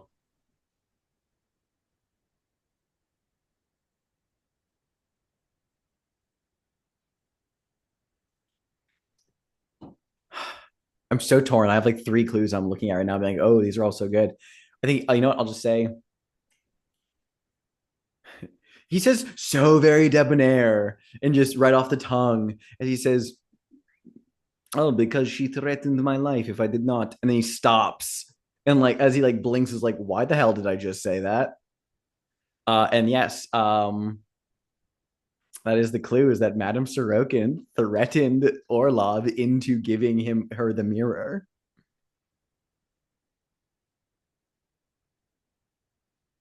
Well, how fascinating! You're so forthcoming, Counts. But the hour is joke, growing late. A isn't joke. It? I forgive me. I have a Russian humor. It does not translate so well into your English tongue. Of course, yes, it is getting late. Yes, you seem out of sorts. I apologize. I was, I suppose he sort of trails off as his mind is all muddled. Drink some water, get some rest. I'm sure you'll have a better day tomorrow. and you just get the fuck out of there. Just scamper off. Holy shit. All right, I'm imposing a fucking dry state over the entirety of London. I can't have any NPCs drinking in your presence ever again. This is absolutely unbelievable. And then back in the basement, Count Potiphar. It's gonna be another night move to stab yourself. Because what are you afraid of happening here? That I have screwed myself to the point that I will not be able to get out and reunite with Fletcher. I don't think it can be worse than this. I really do think that it's just gonna be like, yeah, congratulations, you do kill yourself, and you realize, oh, I can't come back from this, and we won't even get him. How unfortunate. Do you still go through with this? I've already stabbed myself. Incredible. We're already here. Might as well twist the blade while it's in. Go ahead and give us the night move with vitality. Okay. Honestly, and I'll get a little dark with this one. You do have drawn to the void. I think I'm going to give you disadvantage here because there might be comfort in oblivion. Okay. I love how you said that's so matter of fact. Okay. It's more let me it's more see. impactful when you just be so blithe with it. Yeah. 7. Okay. Well, the good news is you wound Obert Fig. The blade goes through your stomach, and you got the angle kind of awkward. It goes not through him in a way that would skewer him, but delivers a nasty like wound to him. It actually like he just manages to like dodge off to the side, but it like slices through the left side of his torso, through his coat and apron, like a deep cut. He like gasps out in pain as the blood begins to pool around his shirt. And he's quick to like grab at his side and flee. And when you pull the blade out, you realize it's like, ooh, I cut something vital and I'm bleeding out right now. That'll repair itself shortly, but I really did kind of do excessive force with that. Take the condition excessive bleeding, which you're literally about to clear because of your unquenchable thirst move. But this is more of a formality than anything.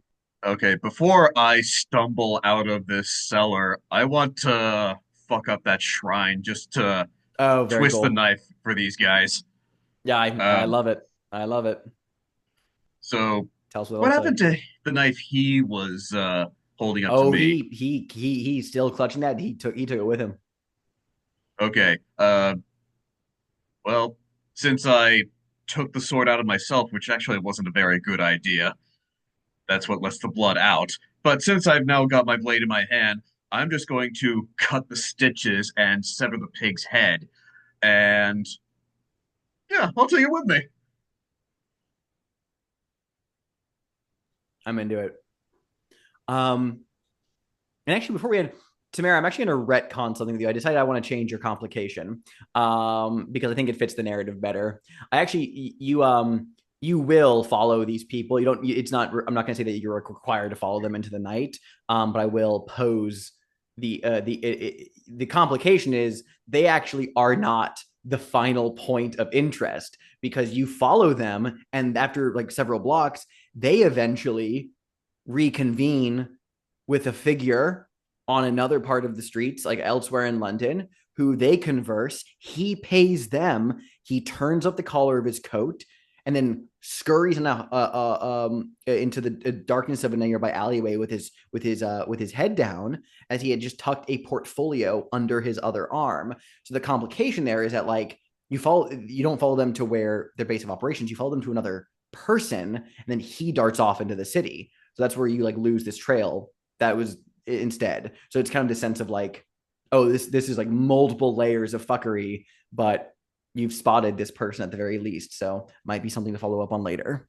I feel like that's a little bit more interesting than just like follow them into the night. I think that'll bring our day phase to a close, everyone. Let's go through the dusk. Hey, See Ross. Oh, we ready? Ross, you are needing to roll here, and I'm going to give you disadvantage from Drawn to the Void. Yep. For the same reasons as Count Potiphar. There's comfort in oblivion. There is, and Ross is on his last leg. Also been having a very rough day. Do you have So- any items you want to mark? I could use my ability, Oh, yeah, go ahead. which would make it straight. Mhm. And I rolled a 3.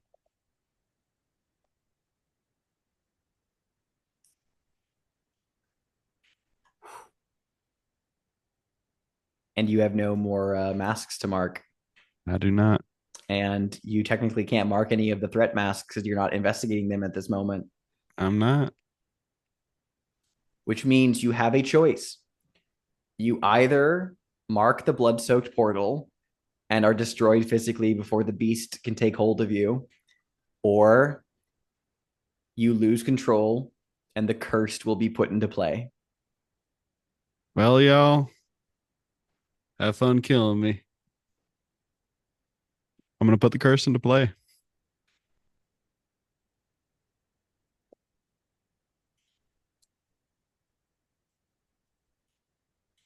Okay. No need to answer the I- Pinkerton. I'm going to go kill him. This is true. I need to review. I believe the curse gets introduced during the following dawn, so Mhm. alas, alas, alas. If I can get my fucking PDFs to open up,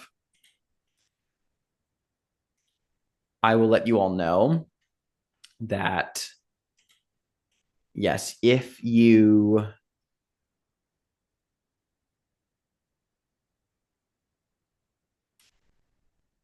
do not resolve the Pinkerton tonight, because you guys have that opportunity to now that you've answered it, if you do not solve it tonight, Winslow Taggart will be murdered by Ross. So it'll remove the threat from the table, which I mean, like, hey, no real loss other than to say that it's like you lose out on any rewards gained from it. But I mean, we could just say that we'll have the Pinkerton get fucking massacred. So, all right. That guy We'll see what sucks happens anyway. here. I know that guy sucks anyway.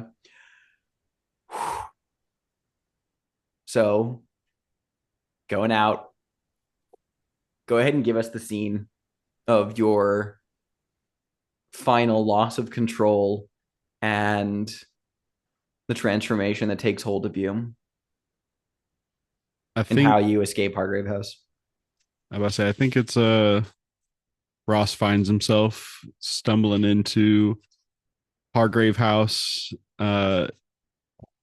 He's moving through the halls, finds himself into his room, sees where Viola had left some Wolf's Bane and elephant tranquilizer. He grabs it, but as he goes out to grab it, the werebear's hand kind of actually just bursts out of his skin, grabs it and crushes it, throws it against the wall. As Ross begins to like grab at his head and tear his flesh off, he busts out the window, swinging up to the roof of Hargrave House. As tonight is a full moon, as Ross stares up and this guttural, monstrous howl, a scream of pain, human and beast in tandem, that eventually just turns into a roar as Ross has lost himself to the beast.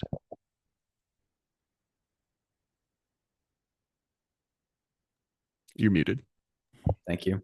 Will tonight be a London night phase or a Hargrave House night phase? You ask like I have to choose. It's both. Going to be using the REC for the handsome cab. Splendid. Well, in that case, what will happen first, the Hargrave House phase or the night phase, the London phase? Let's do the Hargrave House first, I think. That's what I was thinking too. I was gonna Yeah. say. Yeah, Potiphar needs to get home and put himself back together Mm-hmm. before doing And anything else. indeed, I will pick our Hargrave House on a break here. But to set up the night phase that follows after that, I would love to hear what actions our remaining hunters of Hargrave House intend to take? Dame Chanterelle? Before that, Oh, do you want to answer more questions? I do kind of want to answer. I think we can answer the St. Petersburg Mirror as well. If Very people true. are I agree. up for Well, it. how about we take another break here and we can be thinking about what question you all want to answer, possible theories. Maybe even Kyle can start ruminating on. I don't know if you already have thoughts about your next Gonna be playbook, playing but the vessel. oh fuck yeah. All right, cool. We'll talk about that later then. I believe I also owe you a mask. Yes, you do. So when we come back, we can do all of that. Um, so let's take a little break here and I'll see you all shortly. To do this part first, the conservatory. Tall bay windows looking out into the garden, rattan and wrought iron furniture, potted plants and trees are arranged all around.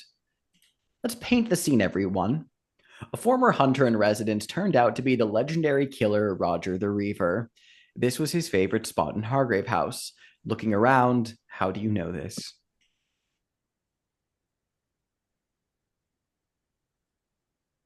I think his window looks out to the street, and it's on the side of the house to where just at the right angle you can see perfectly into the street, but from the street you can't see the window. A perfect place for him to look out over victims. Piggybacking off that, I think there's like a wooden bench set by the window, and when you get close to it, there's an RR carved into one of the planks. I think there's all sorts of little hiding places in this room. Like the windowsill opens up to a little compartment underneath. There's false panels in the wall, some false planks that he hid all sorts of murder weapons and evidence. Still blood soaked.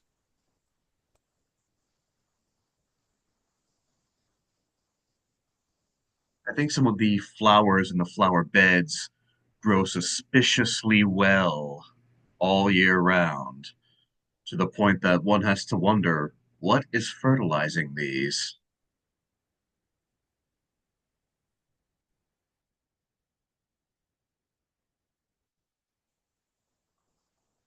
I had to remember how to spell fertilizing. Malachi, the year is 1845, and Roger has just brought his next victim to Hargrave House. Describe their entrance into the conservatory. How do we know they've just returned from a party ebullient?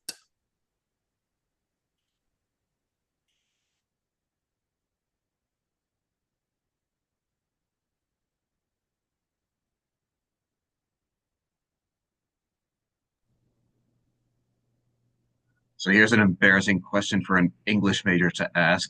What does ebullient mean? Or am I correct in assuming they're drunk? I will now look up what the word ebullient means. This is Jason Cordova on his Beat you bullshit. to it, cheerful and full of energy. Thank you. So, yeah, they smell of gin. And they've got half finished bottles, not like handles of gin, but just like little bottles of gin you might get from the corner package store. And yeah, they met at party at some place, a salon or a restaurant. They had a good time. They took it to a tavern, then to a liquor store, and now they're making their way back to Hargrave House for what the victim thinks is going to be a raucous night of debauchery. But Roger has other plans. They stumble into the conservatory, all laughter and drinks sloshing, talking about the folks they met at the tavern, and they sit down at a set of wicker furniture. Tamara. Continue the scene showing Roger and his soon to be victim enjoying each other's company, laughing, celebrating, and generally having a good time. What red flags does Roger's companion fail to notice throughout the night? Oh, you're muted. As they're sitting on the bench and continuing on with the drinking, and they fail to notice that Roger has, while like kissing up their neck, has removed a knife from his pocket, and his hands are like shaking a bit as he leans in and prepares for his kill. Eric, narrate Roger killing his prey. The scene should be extremely violent and bloody. What about the killing makes it seem ritualistic, even religious?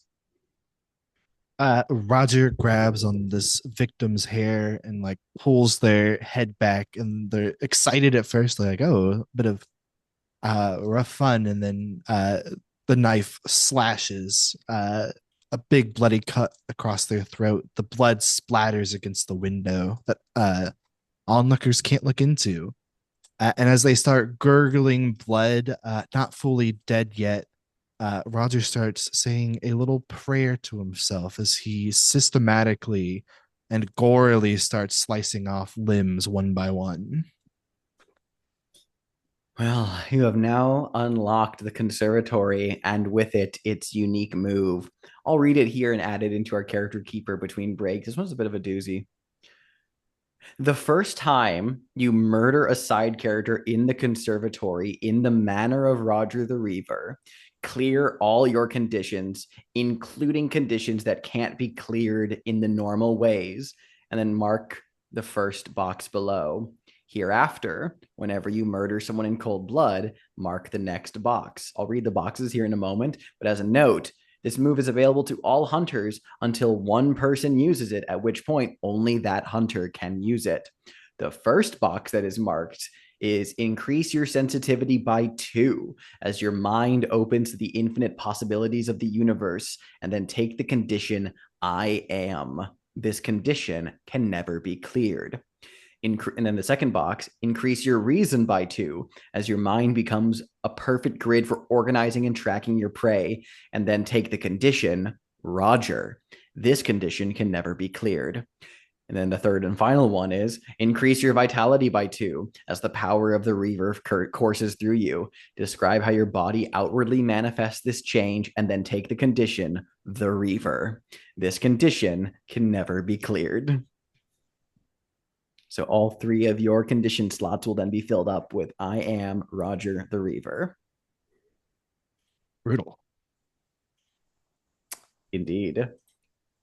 But that wraps the first night phase. Indeed. And let's talk about this upcoming night phase, the London night phase. Ross is out of commission for this one. But Dame Chanterelle, what do you want to do tonight? Can we answer the question first? Oh, yes. Thank you for reminding me. Yes. So we have 3 Actually, in this case, yeah, what we'll options. do is let's answer this question, and then we can just go to Stars and Wishes, and then do the second half of this night phase with the unseen, and then introduce the unseen at the top, and then go through it next time. Start in a dramatic place. That way, give Kyle some time to flesh out the vessel. That will probably, honestly, I'm kind of into the idea, by the way, Kyle, of you being like, I play, because of your custom move, I play Ross during the day and the vessel at night until Ross is dealt with, if you wanted to do that. Or you could just, a lot of fun. Yeah, you could double up on characters. Yeah. I'm not opposed to it. So yeah, so there are 3 questions on the St. Petersburg Mirror. 2 of them are complexity 4, one of them is complexity 6. And all 3 of them can be used to resolve the threat. You have 6 clues, and looking at these questions, 1 is to determine the trickery Madame Sorokin deploys in order to dupe those who come to her parlor. Another one is figuring out who is behind the blackmail ring and how they're using Madame Sorokin as a pawn in their game. And then the third one is determining that Madame Sorokin is in fact a genuine psychic and has a lot of potential. Which one are we interested in dealing with here? do kind of like the last option. I think she's been tapping into some of her psychic ability. And it is her running the like blackmail ring. Which is how we saw her threatening Orlov into giving her the mirror. Mm.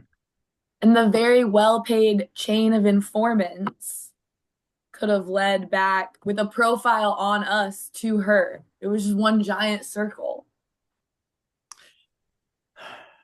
Well, if we're answering that last one about like her, utilizing her power, how does that clue is great, Tamara. It feels like that one definitely answers like the second question about her being behind the blackmail ring as opposed to her being a psychic.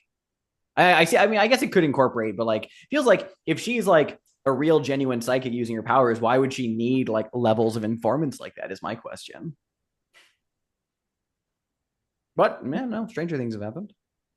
I think it's just part of like the developing psychic aspect of it. She's not like fully in her own power yet, so she gets bits and scraps, so she still needs informants. Oh to get no, the you're right. full- That makes sense. Okay, that actually makes a lot of sense. If that was the angle there, is that she uses kind of like the best of both worlds. Mhm. I guess it does say she's currently only using a small Yeah, portion you're right. of her potential. So that Given would actually- time, she would no longer need well-paid yeah, informants. this is true. This is true. Yeah, it's a great point. Okay. Well, Kyle, Malachi, how are we feeling on is this the question you guys are interested in answering too, or Yeah, I What do you think think? that Yeah, sure. sick? I like the idea. Keep going then. Keep theorizing. I mean, piggybacking on that, like she's tapping into the psychic abilities, being able to get a little bit of foresight, knowing that the drug was drinked for Edwin. Oh, that's right. Yeah. And honestly, maybe it's when she communes and like she uses her true power with the St. Petersburg mirror, which is why there's glowing lights coming from her place at night. Oh, some actual supernatural shit. Yeah. And that's also why she was actually to legitimately call up the spirit of Captain Fairweather's old captain. And this would also contextualize like the scene where she where Theodora spoke through her, and then she was like afterwards you heard her being like, I don't know what the fuck just happened in there. Is it leans into the sense of like the power, like she's coming into these powers. Mm-hmm. Rounds us out. Oh, I was just because this just means that she hasn't like been taken over by a spirit like that before. Mm-hmm. She usually calls them. and I guess it rounds us out to say the torn correspondence between Madame Sorkin and the blackmail ring would be between her and the well-paid informants, since she's not using all of her Relying full on them potential less yet. and less. Yeah. That's a solid theory. Is that like she is in fact a genuine psychic, but it's coming into her powers. I'm into it. I'm into it. Anything else to add on that theory? That's why they're well paid. This is like the final payment. She's moving into like Oh, doesn't need them yep. anymore. Yep. She's separating herself from like the network and just being like, Severance I no longer need you. package. It's literally a severance, It's a severance package. a severance dead drop, if you will. I love it. Who wants to roll? This will be at just a flat roll because it's a 6. But the St. Petersburg mirror mask is still available. So even if you miss, or you can always bump it up with this one. So I feel like I drove it, so I'll roll. Yeah, drive it, Eric. Take it away. I think I've rolled this session. Yeah. Okay. It is a 7.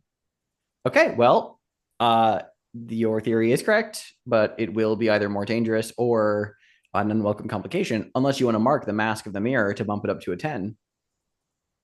I mean, is this solving it too?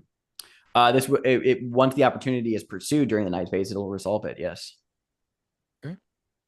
I mean, I'd be down to mark the mask of the mirror. Sure. We can It's bump it up to a there. 10. It was the It's mask in there. the mirror, which reminds me, I've got a mask to.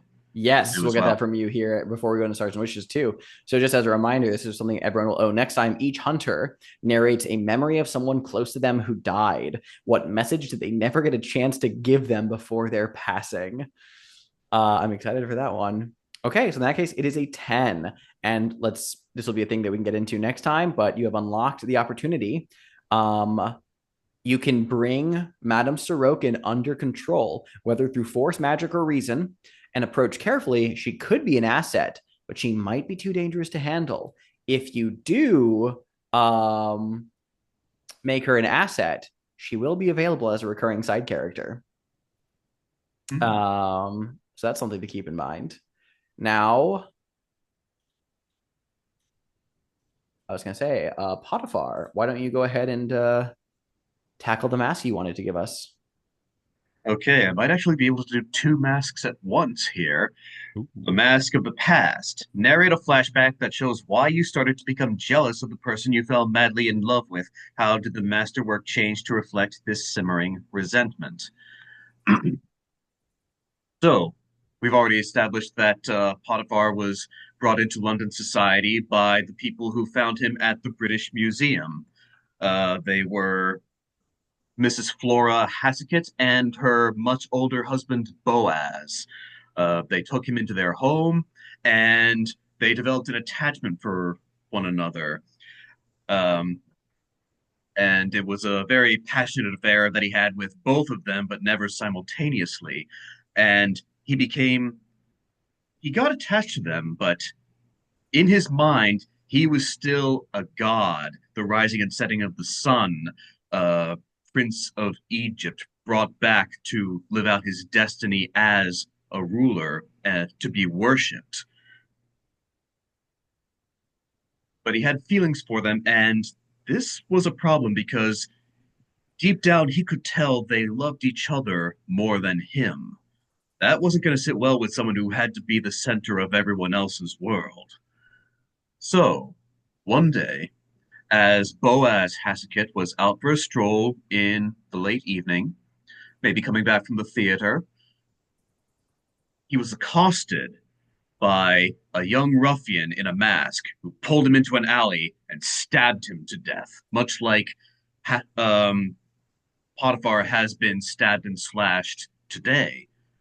And as he's stumbling home to Hargrave House, he thinks about this.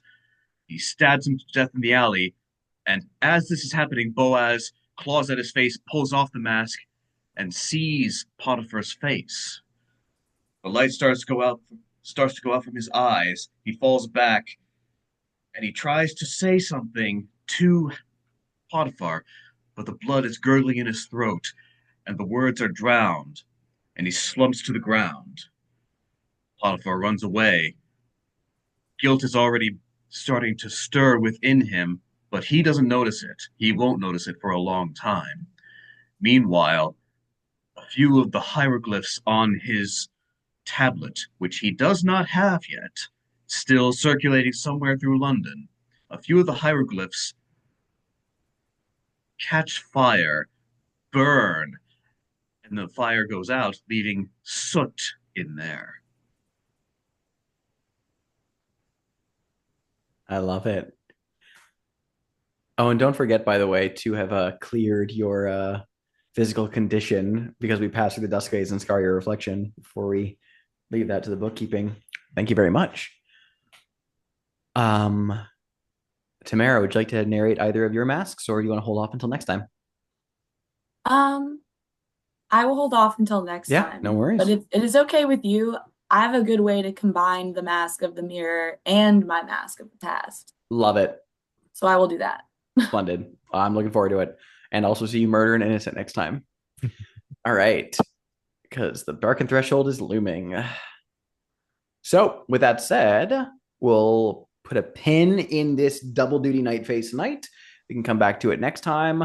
Let's go into Stars and Wishes, everyone. Okay.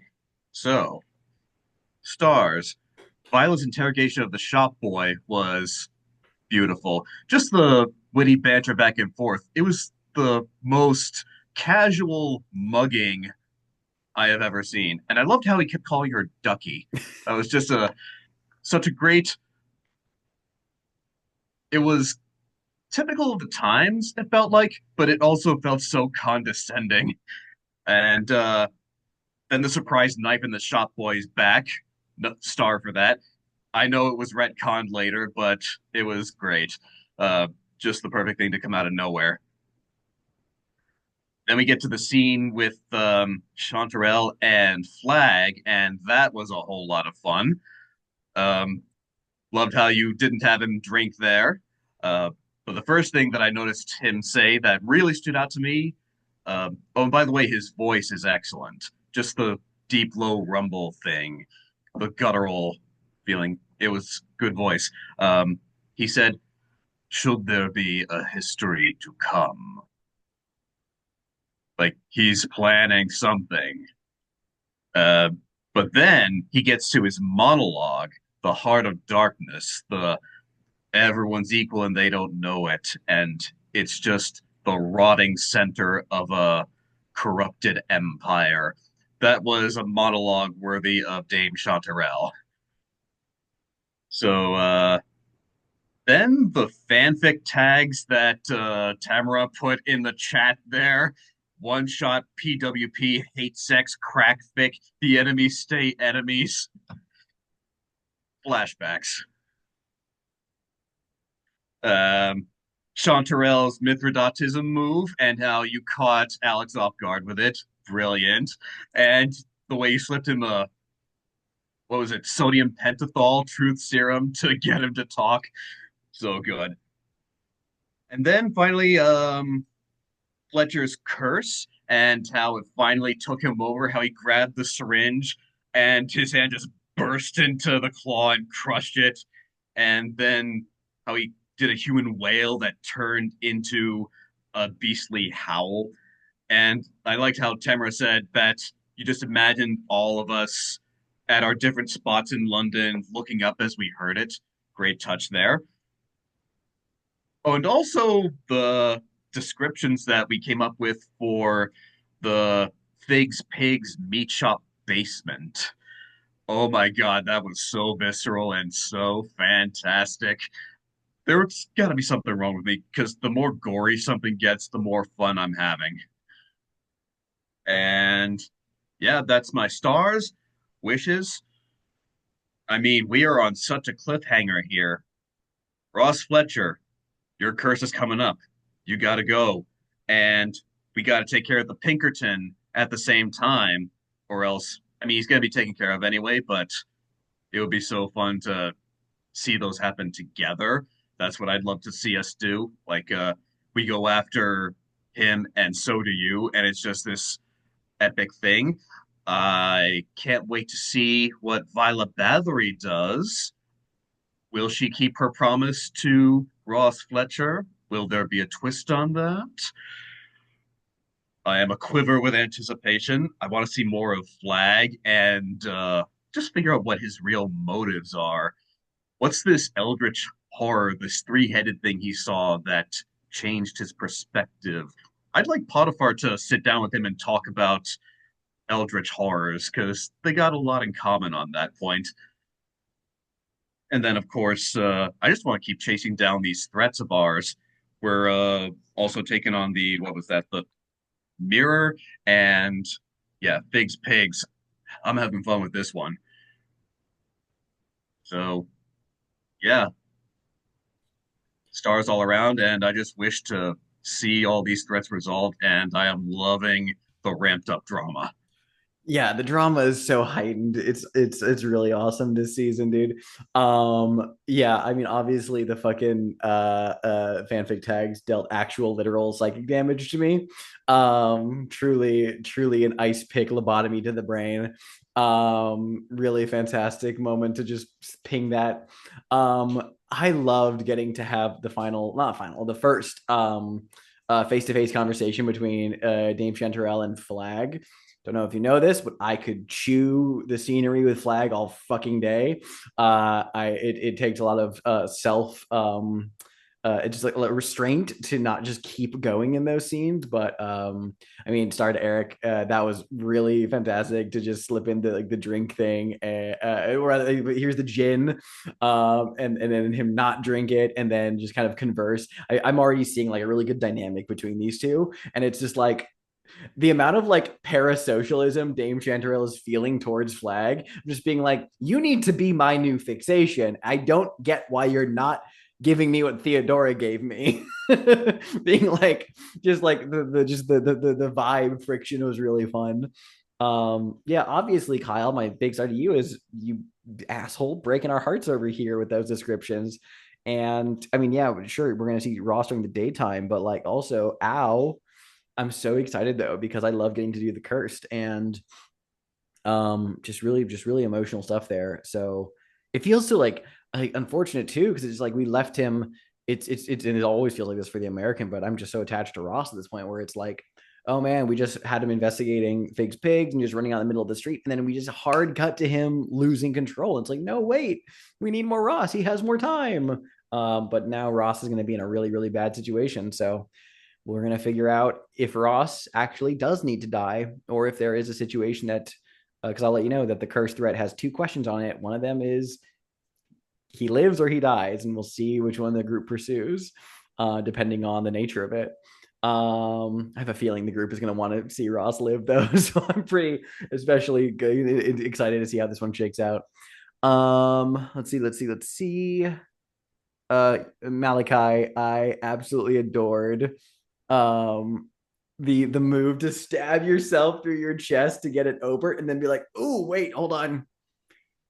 I'm used to having my guts rearranged, but this is ridiculous, just being like God, it's really good, man. It truly, like as we said kind of from the like first of the new sessions is like the vibe of the season is like so like heightened and this in the drama is so delicious.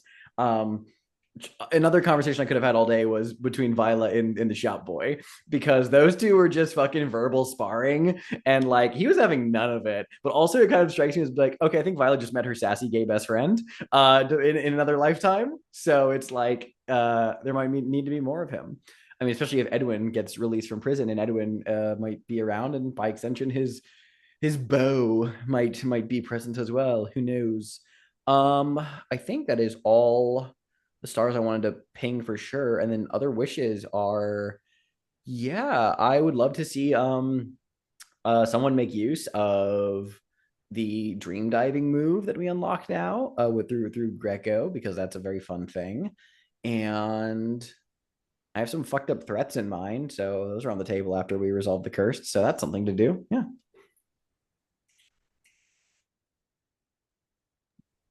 I can go. It was already pinged, but the Admiral's voice is sinister, is what I wrote in all capitals. Incredible work. Also, you and Eric both had really good descriptions of London that were very similar, but just really good. I think you said teeming, quivering mass, and Eric said throbbing mess of humanity. It was a really nice mirrored moment. And a star to both you and Malachi for horny horror scene. Love it. 5 stars.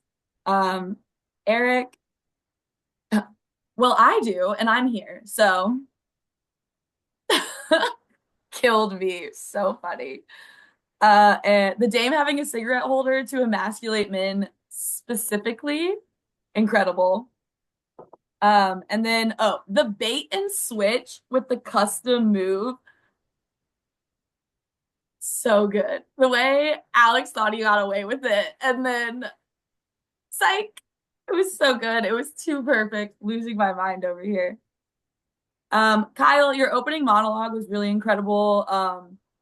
The like, I don't remember the exact name of the city that you were referencing, but it really had like a remember Sarajevo kind of vibe that was just like really incredible. Like all of that coming together. The final loss of control was really stunning. I was obsessed. I was devastated. And the callback to the tranquilizer, like trying to grab it and it shattering was poignant.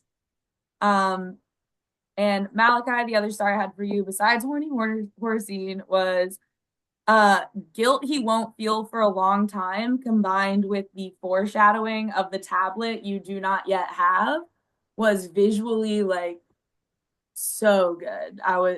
It just stunning work. Oh, wishes.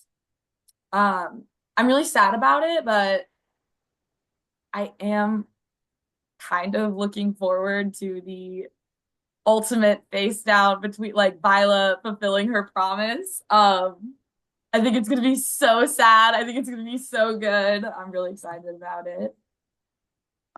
And excited for more Admiral Flag.